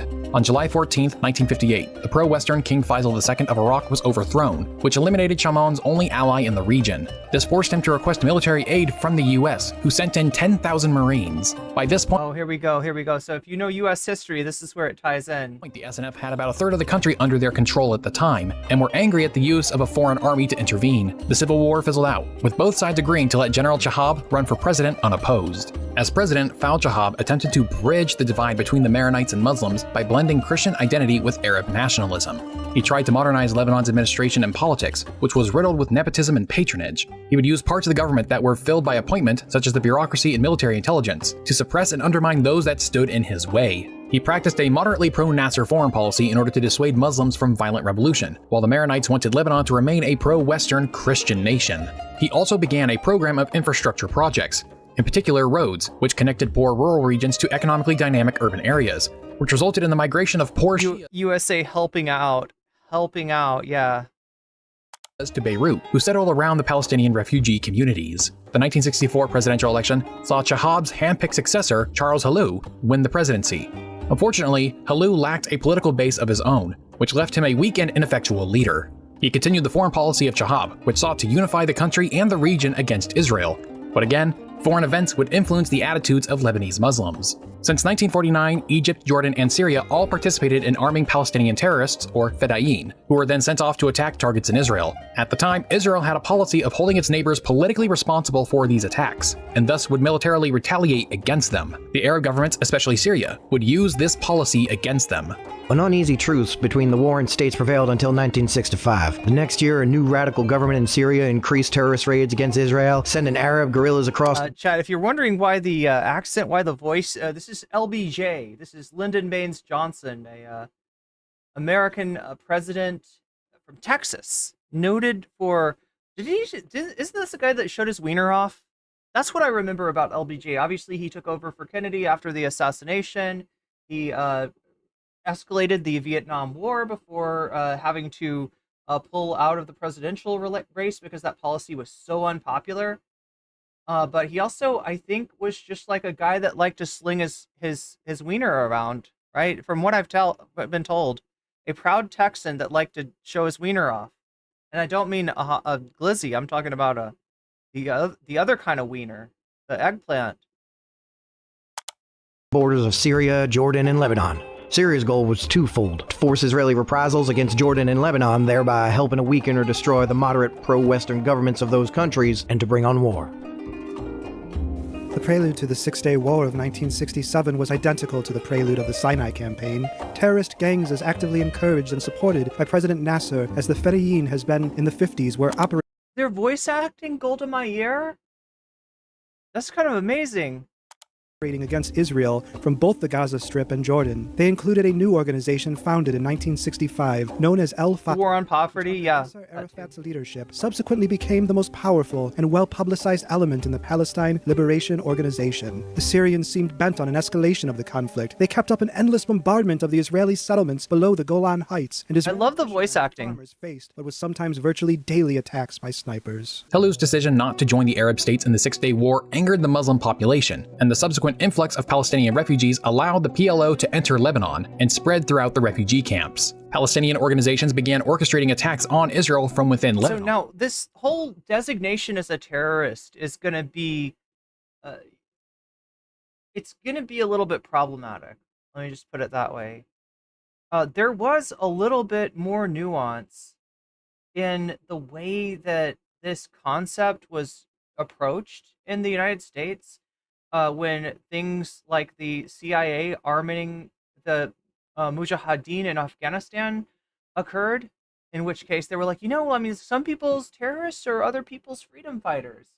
And then probably in between the time of the first Gulf War in the early 90s and the onset of the War on Terror in the early 2000s, right? That nuance, that complexity collapsed into like a very unnuanced view. Lebanese Christians saw the migration of Palestinians into Lebanon as a foreign subversion into Lebanese culture and politics, and opposed it. Lebanese Muslims welcomed them into Lebanon, and saw aiding them and their cause as a religious duty. The already faint Christian pan-Arabist movement was growing weaker as more and more questioned whether the two could be reconciled. President Shahab had tried to mend the two together, but the influx of Palestinians into Lebanon posed a threat to the demographic balance within the country. If the Palestinians were ever given citizenship and the parliament ever reapportioned seats according to a new census, the Maronites feared losing everything, not just their privileges given to them prior to independence, but their basic rights as well. In the 1968 parliamentary elections, an alliance was formed between Pierre Gemayel's Phalangists, former President Chamon's National Liberals, and the National Bloc, led by Raymond Ed, the son of Lebanon's first president. They argued that allowing the Palestinians and the PLO to continue operating in Lebanon was a national security risk. The Muslims were right about the Maronites not wanting to lose power, but the Maronites would prove to be right about the Palestinians as well. In 1968, Palestinian terrorists in Beirut attacked planes from the Israeli airline Al El, to which Israeli commandos responded by destroying several planes at the Beirut International Airport. Radical Lebanese parties called a general strike to protest the government's incompetence, which resulted in the resignation of the prime minister. The raid had been part of Israel's long-standing policy regarding Fedayeen attacks, both of which would become more common after the Six-Day War. In the north, there was also no peace. Southern Lebanon was gradually being turned into a playground for the terrorists. Israeli towns, villages, and farms, even school buses filled with children, were regularly being shelled and fired upon. Shakespeare's found some mistakes in the video. The refugees were never given citizenship, Shakespeare says. Not all. It's L-Al, not Al-El. From what was now nicknamed Fatah Land, while the Lebanese government wept crocodile tears and said it could do nothing about the activity of the terrorists, or even the fact that they were trained and operating from Lebanese territory. The Lebanese army began to engage the Palestinian fighters hiding in Lebanon near the borders with Israel and Syria. Pro-Palestinian protests broke out in Beirut, which resulted in a state of emergency being declared. As fighting between the Lebanese army and the Palestinians continued, other Arab countries protested. Nasser offered to negotiate between the two. An accord was signed on November 3, 1969. The details were initially kept secret. Oh, and look at that. That's when Israel was occupying Sinai, the peninsula, not the... But leaked in April 1970. The leak revealed that the PLO was allowed to govern the refugee camps and were allowed to establish armed units inside them, along with certain transit routes in southern Lebanon. The 1970 presidential election saw Elias Sarkis, one of the last Jihadists, run against Suleiman Frangia, who won by a single vote in parliament. When he got into office, he purged all of the Jihadists from the government, including in the army and military intelligence. The latter ended up crippling the Lebanese army's ability to prevent the PLO from orchestrating terror attacks. They never became Lebanese citizens. They are still refugees to this day. Which inevitably resulted in more Israeli retaliations.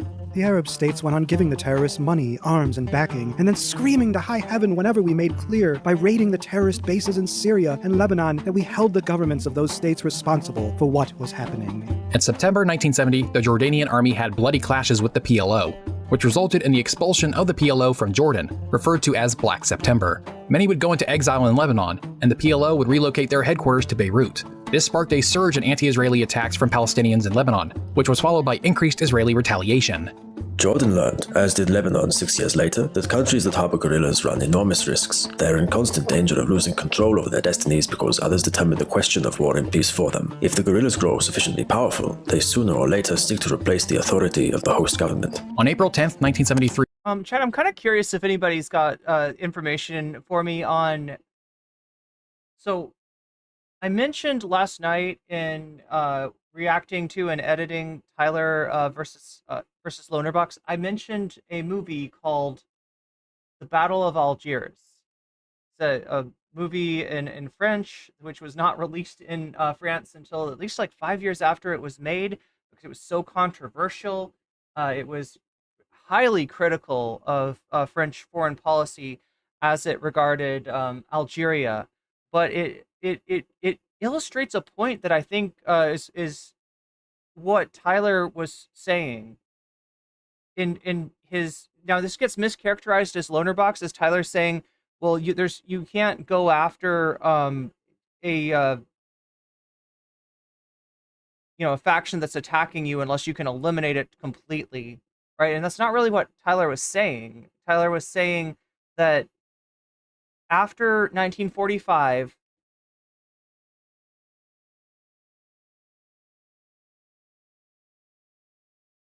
insurgent tactics were perfected to the point where in the Battle of Algiers, we see the French systematically eliminating every single executive official in the FLN. And guess who lost the war? France. They eliminated everybody, and they still lost the war, right? And that says something. And what it says is that the tactics that like really put pain and suffering on civilians are the opposite, are counterproductive. Even like, and I'm not talking about from a moral standpoint, because we'll talk about the moral standpoint too, right? I'm talking about from a pragmatic, from the viewpoint of the settler colonial estate, you know, in this case France, right? Their tactics of, frankly, terrorism against the population of Algeria backfired massively, and that's part of the story of France getting kicked out of Algeria, even though they won in Algiers, even though they eliminated, you know, their whole thing was this, right? With the FLN, you've got cells. So what it means is that you start with the executives, right, at the top, and each of them have like two contacts, which, you know, have two contacts and two contacts, right? So when you get to the ground level of operatives, none of these people know each other, right? They only know the person that brought them into the FLN. They don't know each other, so they can't identify each other. So you can't torture them or you know, like the French, whatever the French were trying to do to try. So what they had to do was try to get to the top of the command structure. And you're going to hear, this is a lot. This is in like Israel's rhetoric when it comes to Hezbollah, right? In their excuse for what they're doing, right? Their rationale is to go after and decapitate the leadership. But France literally did that in Algeria. And even though they won the battle, it was what Tyler ends up calling a Pyrrhic victory. They win the battle and they lose the war in a lot of ways because of how they conducted themselves in the... I just calling it a battle for Algiers is a little bit like it wasn't one battle, right? It was a prolonged struggle, a conflict for Algiers, but they won in Algiers. And the most ironic line is like, we've defeated them in Algiers. The mountains shall be easy. The mountains, in fact, were not easy, and France got pushed out. A raid in Beirut by Israeli commandos killed 3 al-Fatah leaders. The funerals turned into riots. A state of emergency was declared. The president claimed he wouldn't allow a Black May to happen in Lebanon, but neither would he allow the Palestinians to act like an occupying army. The army and the PLO clashed in May 1973, when the army began besieging the Palestinian camps. Leftist and Nasserite militias would fight alongside the PLO. In response, Syria had closed its border to Lebanon. But what I wanted to ask is, does anybody know, so this is 1966, I think? Wait, am I right about that? I think the film, yeah, it was made in 1966, the Battle of Algiers. How close is that to being out of copyright? Is it still a ways away? I want to know. I want to know if it would be possible to watch this film. I kind of don't think it would, because it's, again, 1966. That's probably still going to be under copyright, but it is available on YouTube if you want to watch it. Didn't have as much control over the rural areas of Greater Lebanon, and Syria closing its border made governing these areas even more difficult. On May 17th, a new agreement was reached between the Lebanese government and the Palestinians, known as the Melkart Protocols. Newspapers at the time reported that it altered the Cairo Agreement from 1969, but in reality, it reaffirmed it. The army would lift its blockade, which opened up access routes for Syria to arm the Palestinians. And once again, this resulted in an uptick of Palestinian terror attacks against Israel. Lebanon was disintegrating. We held emergency meetings to review contingency plans should open civil war break out. Among our friends, told us either directly or through envoys of their despair. I'm sorry, the voice acting is so like, I love how they've done voice acting on every single notable historical figure they've got in here. At the growing radicalization of the region. In 1973, a new prime minister, Taqi al-Din Sol, was appointed and formed a new cabinet. It managed to satiate Assad by appointing several pro-Syrian Muslims to the cabinet. When the Yom Kippur War broke out in 1973, Lebanon was officially neutral, but it allowed Syria to use its radar stations and gave access to its fuel supplies. The Palestinians in Lebanon also participated by attacking northern Israel with guerrilla raids, along with artillery and rocket fire. Israel wasn't able to retaliate against the PLO due to the IDF being split between northern and southern fronts. The Lebanese government supported the Palestinian efforts in hopes they would create a Palestinian state and finally get out of Lebanon. Ultimately, the Israelis were able to prevail, but with a much smaller margin of victory. Lebanese Muslims, swept up in the pride of Arab successes on the battlefield, were no longer content with Christian dominance of the government. The war resulted not only in a resurgence of Arab pride, but of Islamic pride as well, which would begin to compete with each other. It also shifted European interests in the region from protecting minorities to appeasing the Arab majorities, which meant they were no longer concerned with preserving Christian power in Lebanon. This resulted in the Maronites turning more towards Israel as a backer, and because the Maronites were increasingly anti-Palestinian, the Israelis obliged. The city of Beirut was more and more becoming a microcosm of the country as a whole. The capital was divided largely along religion and class. The Western Narwhal by Nature says it's out of copyright in the United States? Wow. half of the city was filled with poor Muslims, while the eastern half was populated with wealthy Maronite Christians. The eastern outskirts of the city were populated with Palestinians. The other thing about the movie is it's subtitled, so it's not... as far as I know, there's... in fact, if there was an English dub, that would probably be copyrighted, but...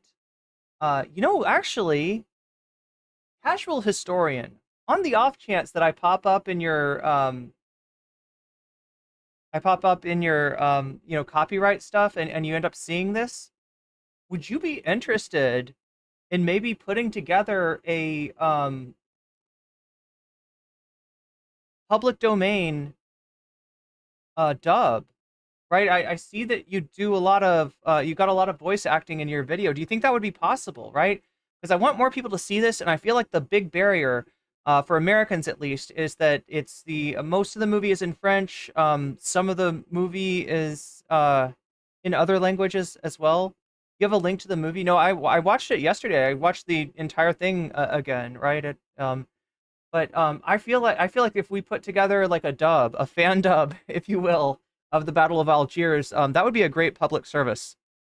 Refugees and Shia migrants. The Muslims of Beirut had been radicalized after the Yom Kippur War, which not only posed a threat to the Christian authorities of Lebanon, but to the Muslim authorities that had cooperated with them. Muslims began shifting their allegiances to newer, more radical political parties and militias. Christian parties began arming their militias through local purchases and Western allies, while the Palestinians were being armed by Syria, Iraq, and Libya. By the early 1970s, the demographics of Lebanon had shifted. Estimates from the time claimed that Christians had gone from 54% of the population down to 46%. But remember, there was a dispute. There was a dispute post-World War I about the actual demographics, right? The Muslims in the country felt that 54 to 46%, that's a... Oh my God, what is it called? Census data was incorrect. Muslims the inverse. The Shias had become the largest individual sect in Lebanon, outnumbering the Maronites. They were led by Imam Musa Sadr, who criticized the government for its failure to protect Shias in southern Lebanon from Israeli attacks. Sadr was born in Iran and arrived in Lebanon in 1957. He had been a supporter of Ruhollah Khomeini in the 1963 protests, which resulted in him losing his Iranian citizenship. He formed the Shia Communal Council in 1967, in which he became the spokesperson for the Shia of Lebanon, and like everyone else, they were forming their own militias and received aid from foreign powers. Yeah, I feel like the reason that I got through the movie is that I know enough French to understand, like, what's being said. I don't know enough French to, like, where if I was in the movie, I'd be able to converse, right? I'm kind of rusty, but, so I was able to understand the conversation more or less in French, most of the time. But for people who don't know French, it's probably, you know, it's subtitled, right? It's one of the, you know how that is.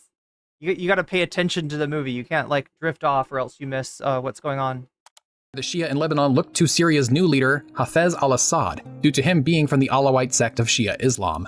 As Lebanon continued to destabilize, the Israelis needed more than just airstrikes and commando raids. In 1974, the Israelis began setting up checkpoints and roadblocks in southern Lebanon in order to stop the movement of Palestinian terrorists into Israel. The Lebanese government was unable to stop it, in large part due to the growth of these militias. The impending collapse of Lebanon was also brought on by the geopolitics of foreign powers, but not the ones you're thinking of. Since Nasser's death in 1970, Syria and Egypt were competing over leadership of the Arab world. Hafez al-Assad came to power that year and wanted to develop his... Woke CIA drone pilot does not like dubbing. Not a fan of dubs. Subs over dubs, Woke? His own base of power in the region through the strength of the Syrian military and exerting influence over Jordan, Lebanon, and the Palestinians. The early 1970s saw Syria's first sustained period of political stability since the French Mandate, and they had numerous political interests in Lebanon.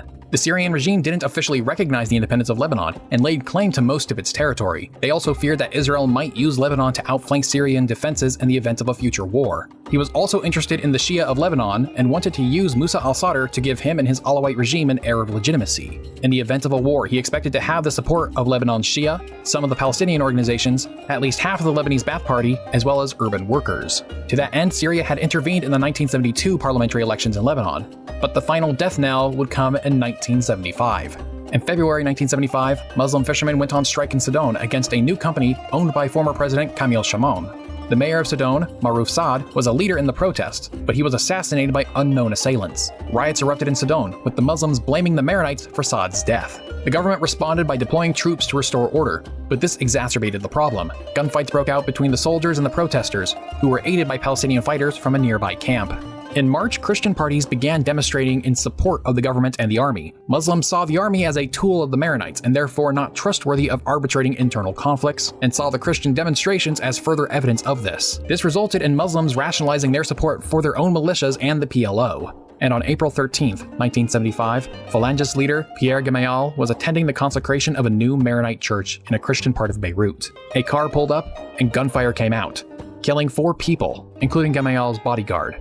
Phalangist party militias assumed this attack came from the Palestinians, who were celebrating a successful terror attack in Israel with a parade at Camp Shatila in West Beirut. That afternoon, a busload of Palestinians coming home from the parade passed by the church where the attack on Gemayel had occurred that morning. Phalangist militia at the church ambushed the bus, killing 27 and injuring 19. The news of the attack spread quickly, and fighting broke out between numerous militias across the country. The fighting quickly escalated beyond the government's ability to control. The civil war had begun. If you want to see the rest of the story of the Lebanese Civil War, then make sure you click that subscribe button and hit the bell icon to turn on notifications, so that way you get alerted when the next video in that series comes out. Things are tight for everyone right now, which is why I want to give a big thanks to my patrons for helping make this video possible. Their support— Alright, so let me give Casual Historian another shout out.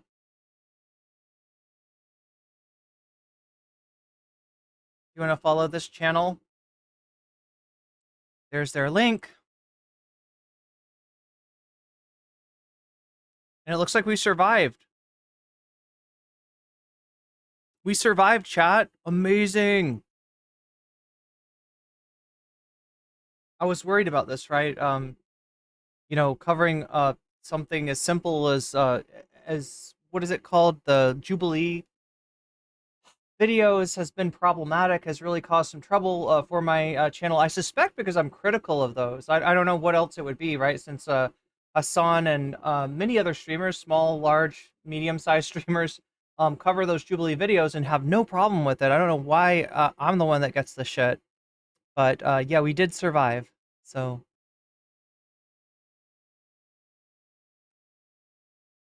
yeah, we got this next. Do I have any donos to read out? It looks like I don't note. I do not. Again, I am trying to encourage people. I got some feedback from people that a lot of people don't like that the bonus content happens at the end of the stream, because they, you know, if you go to bed at a normal time, or if you live on the East Coast, or if you live, you know, in the UK or the EU, it's very hard to stay up and watch that bonus content. So I had some people saying that they'd like to see that earlier. The only solution I had to that was that if we hit the dono goal, you know, prior to the end of the stream, that I could go right to it and then finish like more content after the bonus content. But other than that, I don't really know. The other solution would have been that the bonus content is for the next day, but there's a greater likelihood that a person watching one day is not going to be able to watch the next day than there is that a person watching at the beginning of the stream is not going to be able to watch the end of the stream, right? So that still presents the same problem. So yeah, I'm trying to come up with a better solution if we can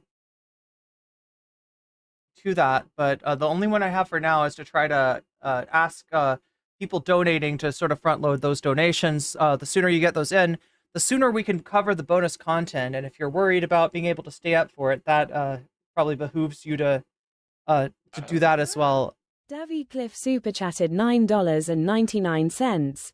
Give me crack pipe history. Crack pipe history, indeed. That's our Vosh reference, isn't it? So that gets us to 49%. We're almost half the way there. And thank you for the super chat, Davy. So yeah, is that a Vosh reference? Was the crack pipe something that brought Vosh? If you don't know, Vosh has like I almost said PDF, a PNG, yes, a PNG of a crack pipe, and he brings it out whenever I think he's covering content like What If Alt Hist.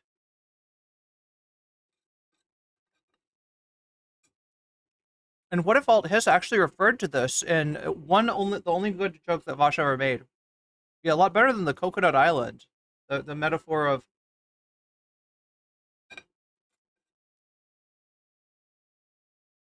a metaphor literally involving SA.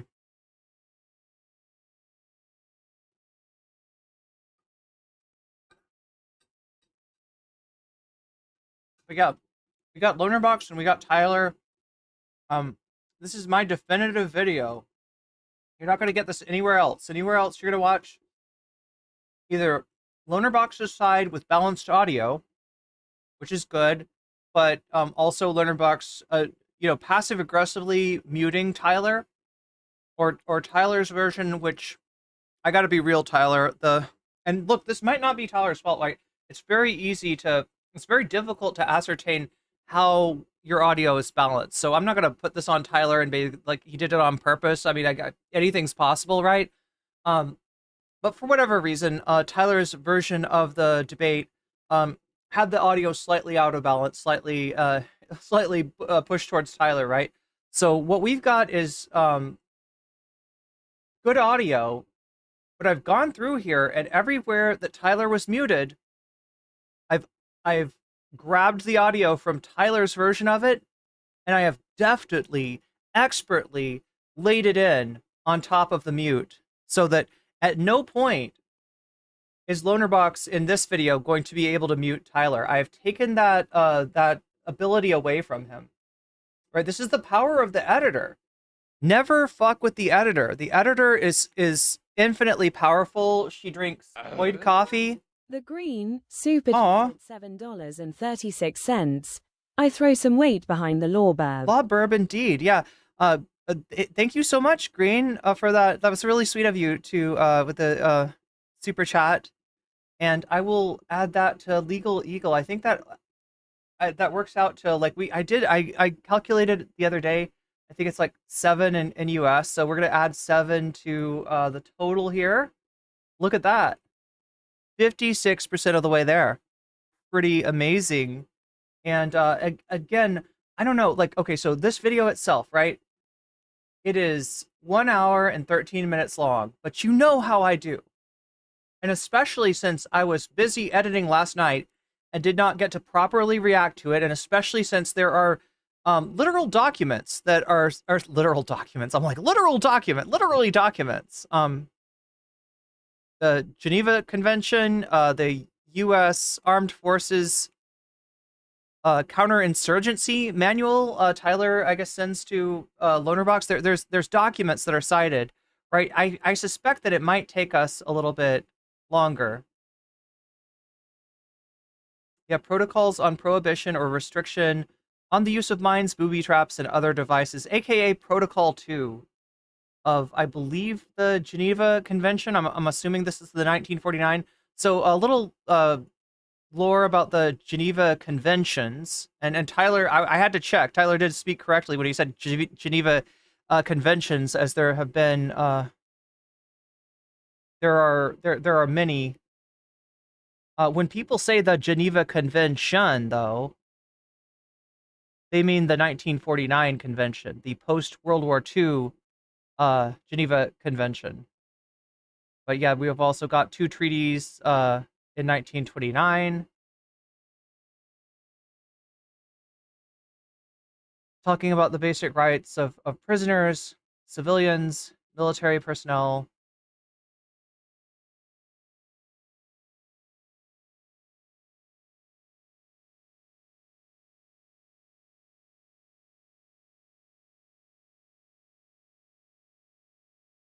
Oh, sorry, the Geneva Protocol from 1929, or sorry, 1925.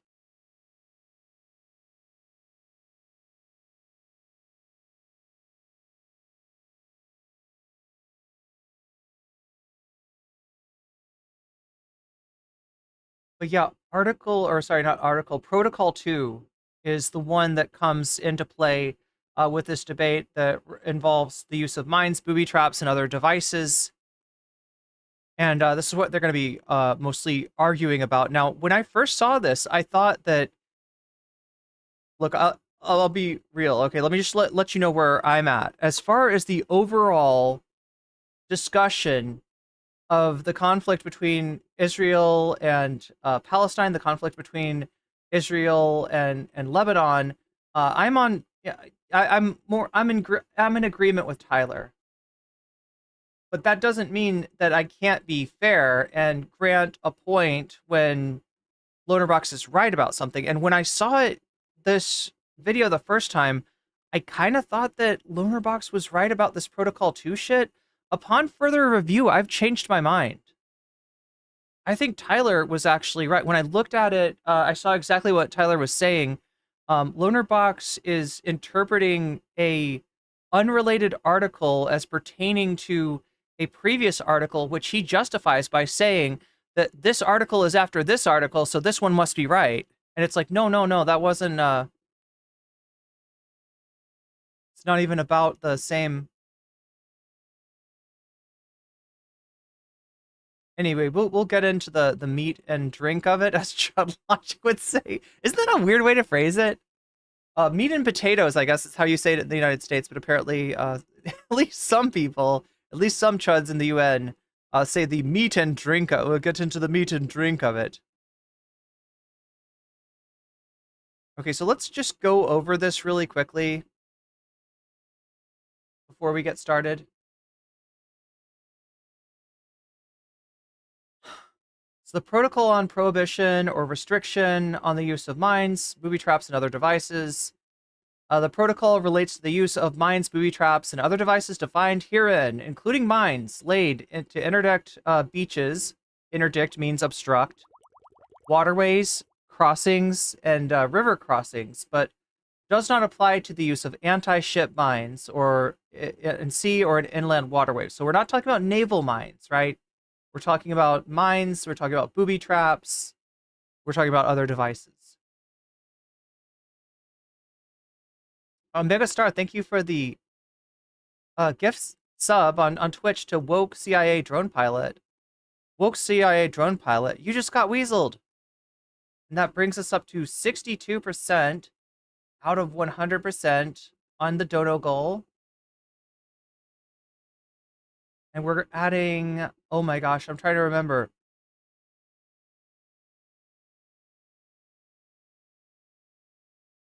Megastar, what did you vote for last time?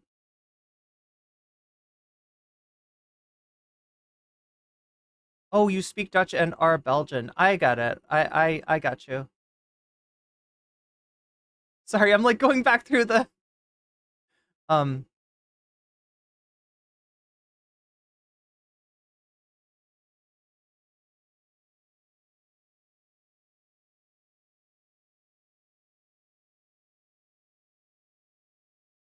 Irene Geller is a good name for a journalist. Yeah, it means yeller, one who yells, one who shouts. Which like the kind of reminds me of like a town crier, which is kind of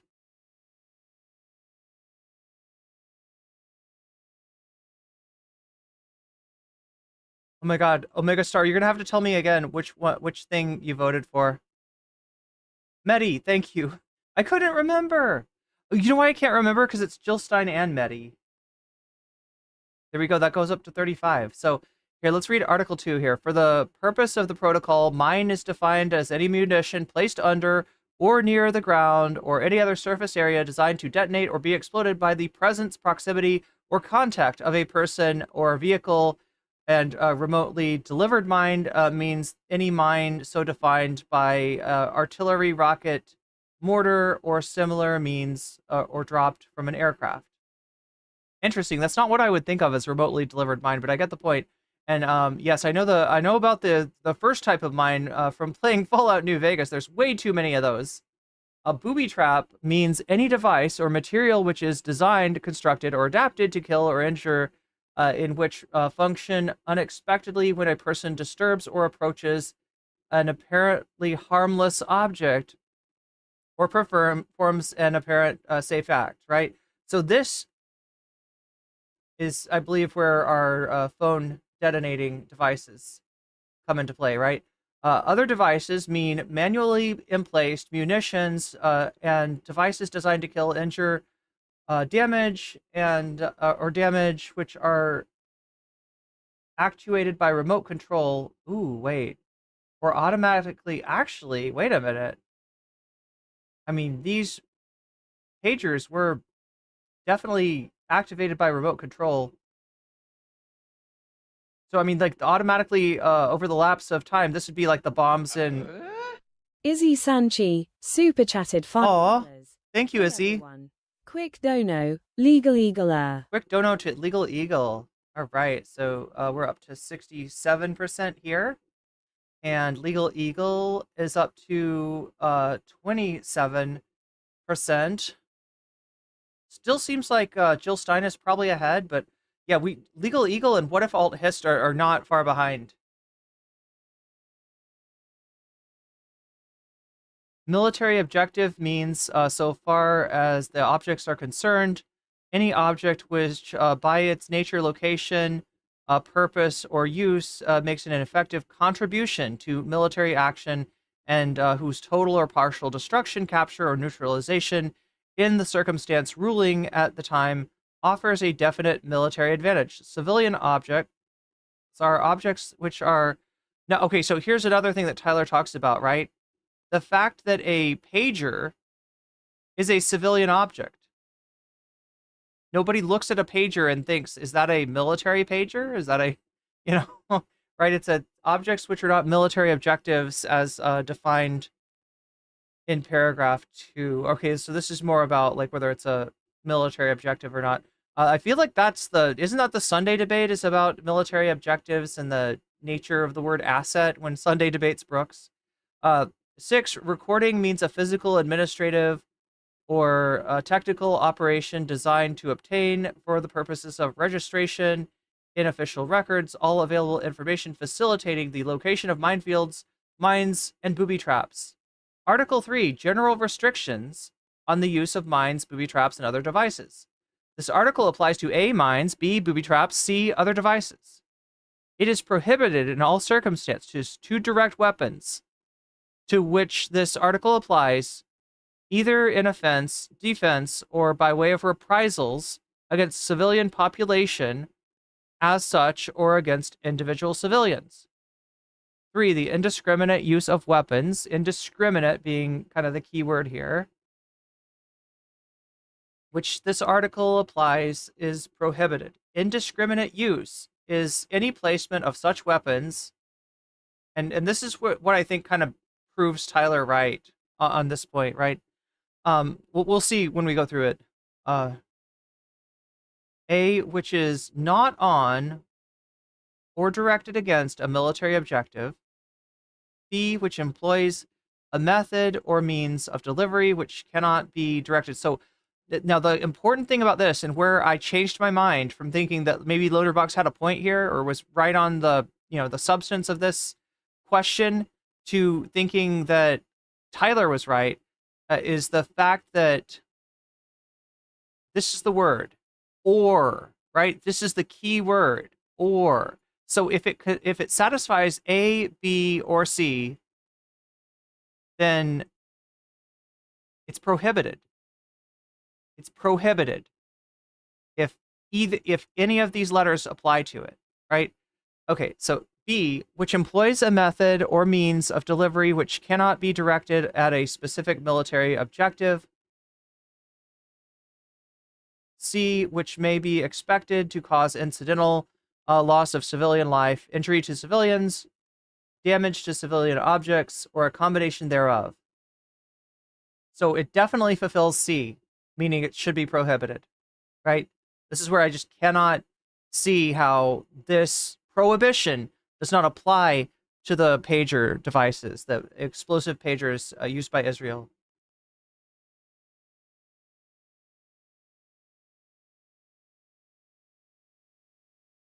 Injury to, and also I think B applies to. cannot be directed at a specific military objective, right? These are, and so in other words, what we're dealing with is pagers that are distributed. Cliff super chatted $9.99. $9 to Rudyard. Rudyard indeed. Okay, gotcha.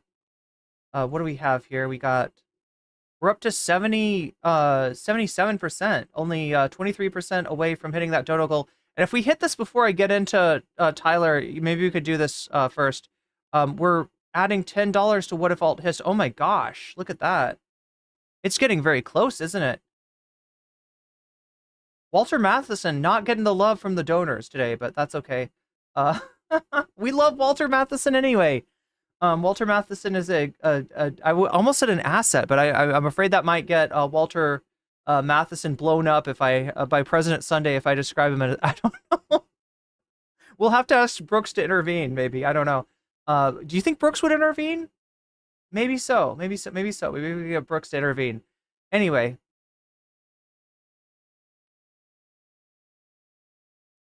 Okay, so yeah, C, another important part of C, which would not be excessive in relation to the concrete and direct military advantage anticipated. Now, here's where I am frustrated by the vagary of this language.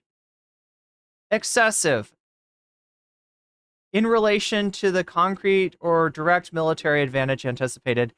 That is not defined. So, pretty subjective right there.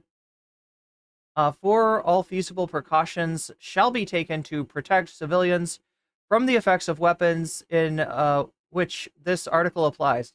Feasible precautions are those precautions which are practicable or practically possible, taking into account all circumstances ruling at the time, including humanitarian and military considerations. Article 4, restrictions on the use of mines. Now, somewhere here, maybe it's this one, is the one that Lonerbox comes across and says, haha, this one proves I'm right. But I feel like whatever it was, it didn't actually apply to. Restrictions on the use of mines other than remotely delivered mines, booby traps, right? So this is, if this is what Lonerbox hangs his hat on, that hat is going to fall down. And it's going to get poo-poo on it. It's going to fall down, it's going to get in the manure, it's going to get poo-pooed on. Because that is not about mines, booby traps, and other devices in a populated area. This article applies to mines other than remotely delivered mines, booby traps, and other devices. Sorry, oh my god, this is so confusing. Mines other than, yeah, so other kinds of mines that are not remotely delivered, that are not booby traps, and that are not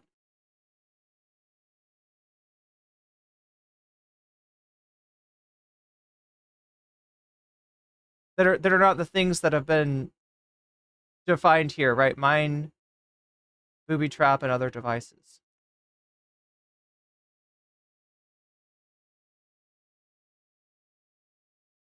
It is prohibited to use weapons to which this article applies, so other than booby traps, remotely delivered, and other devices, in any city, town, village, or other area containing similar concentrations of civilians in which combat between ground forces is not taking place or does not appear to be imminent, unless either.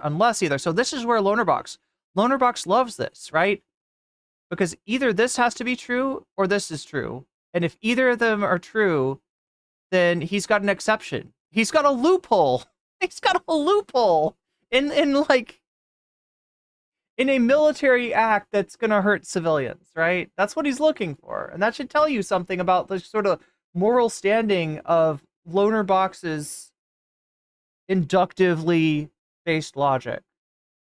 Okay, so unless they are placed in or in close vicinity of a military objective belonging to and under the control of an adverse party, or measures have been taken to protect civilians from their effects. I believe that it's this one, A, that Lonerbox feels like applies, but he just didn't read this. He didn't read that this is not about mines, remotely delivered mines, booby traps, or other devices.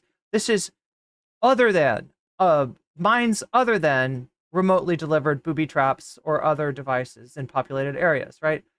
B, measures are taken, yeah, so I read that, or posting, such as for example, the posting of warning signs So in other words, if you've got like a warning, mines other than remotely delivered mines, I guess, issued warnings, provisions on fences. All right, so I think that's the main point of, or that's the main subject of the argument. If we have to go back here, we can to look deeper.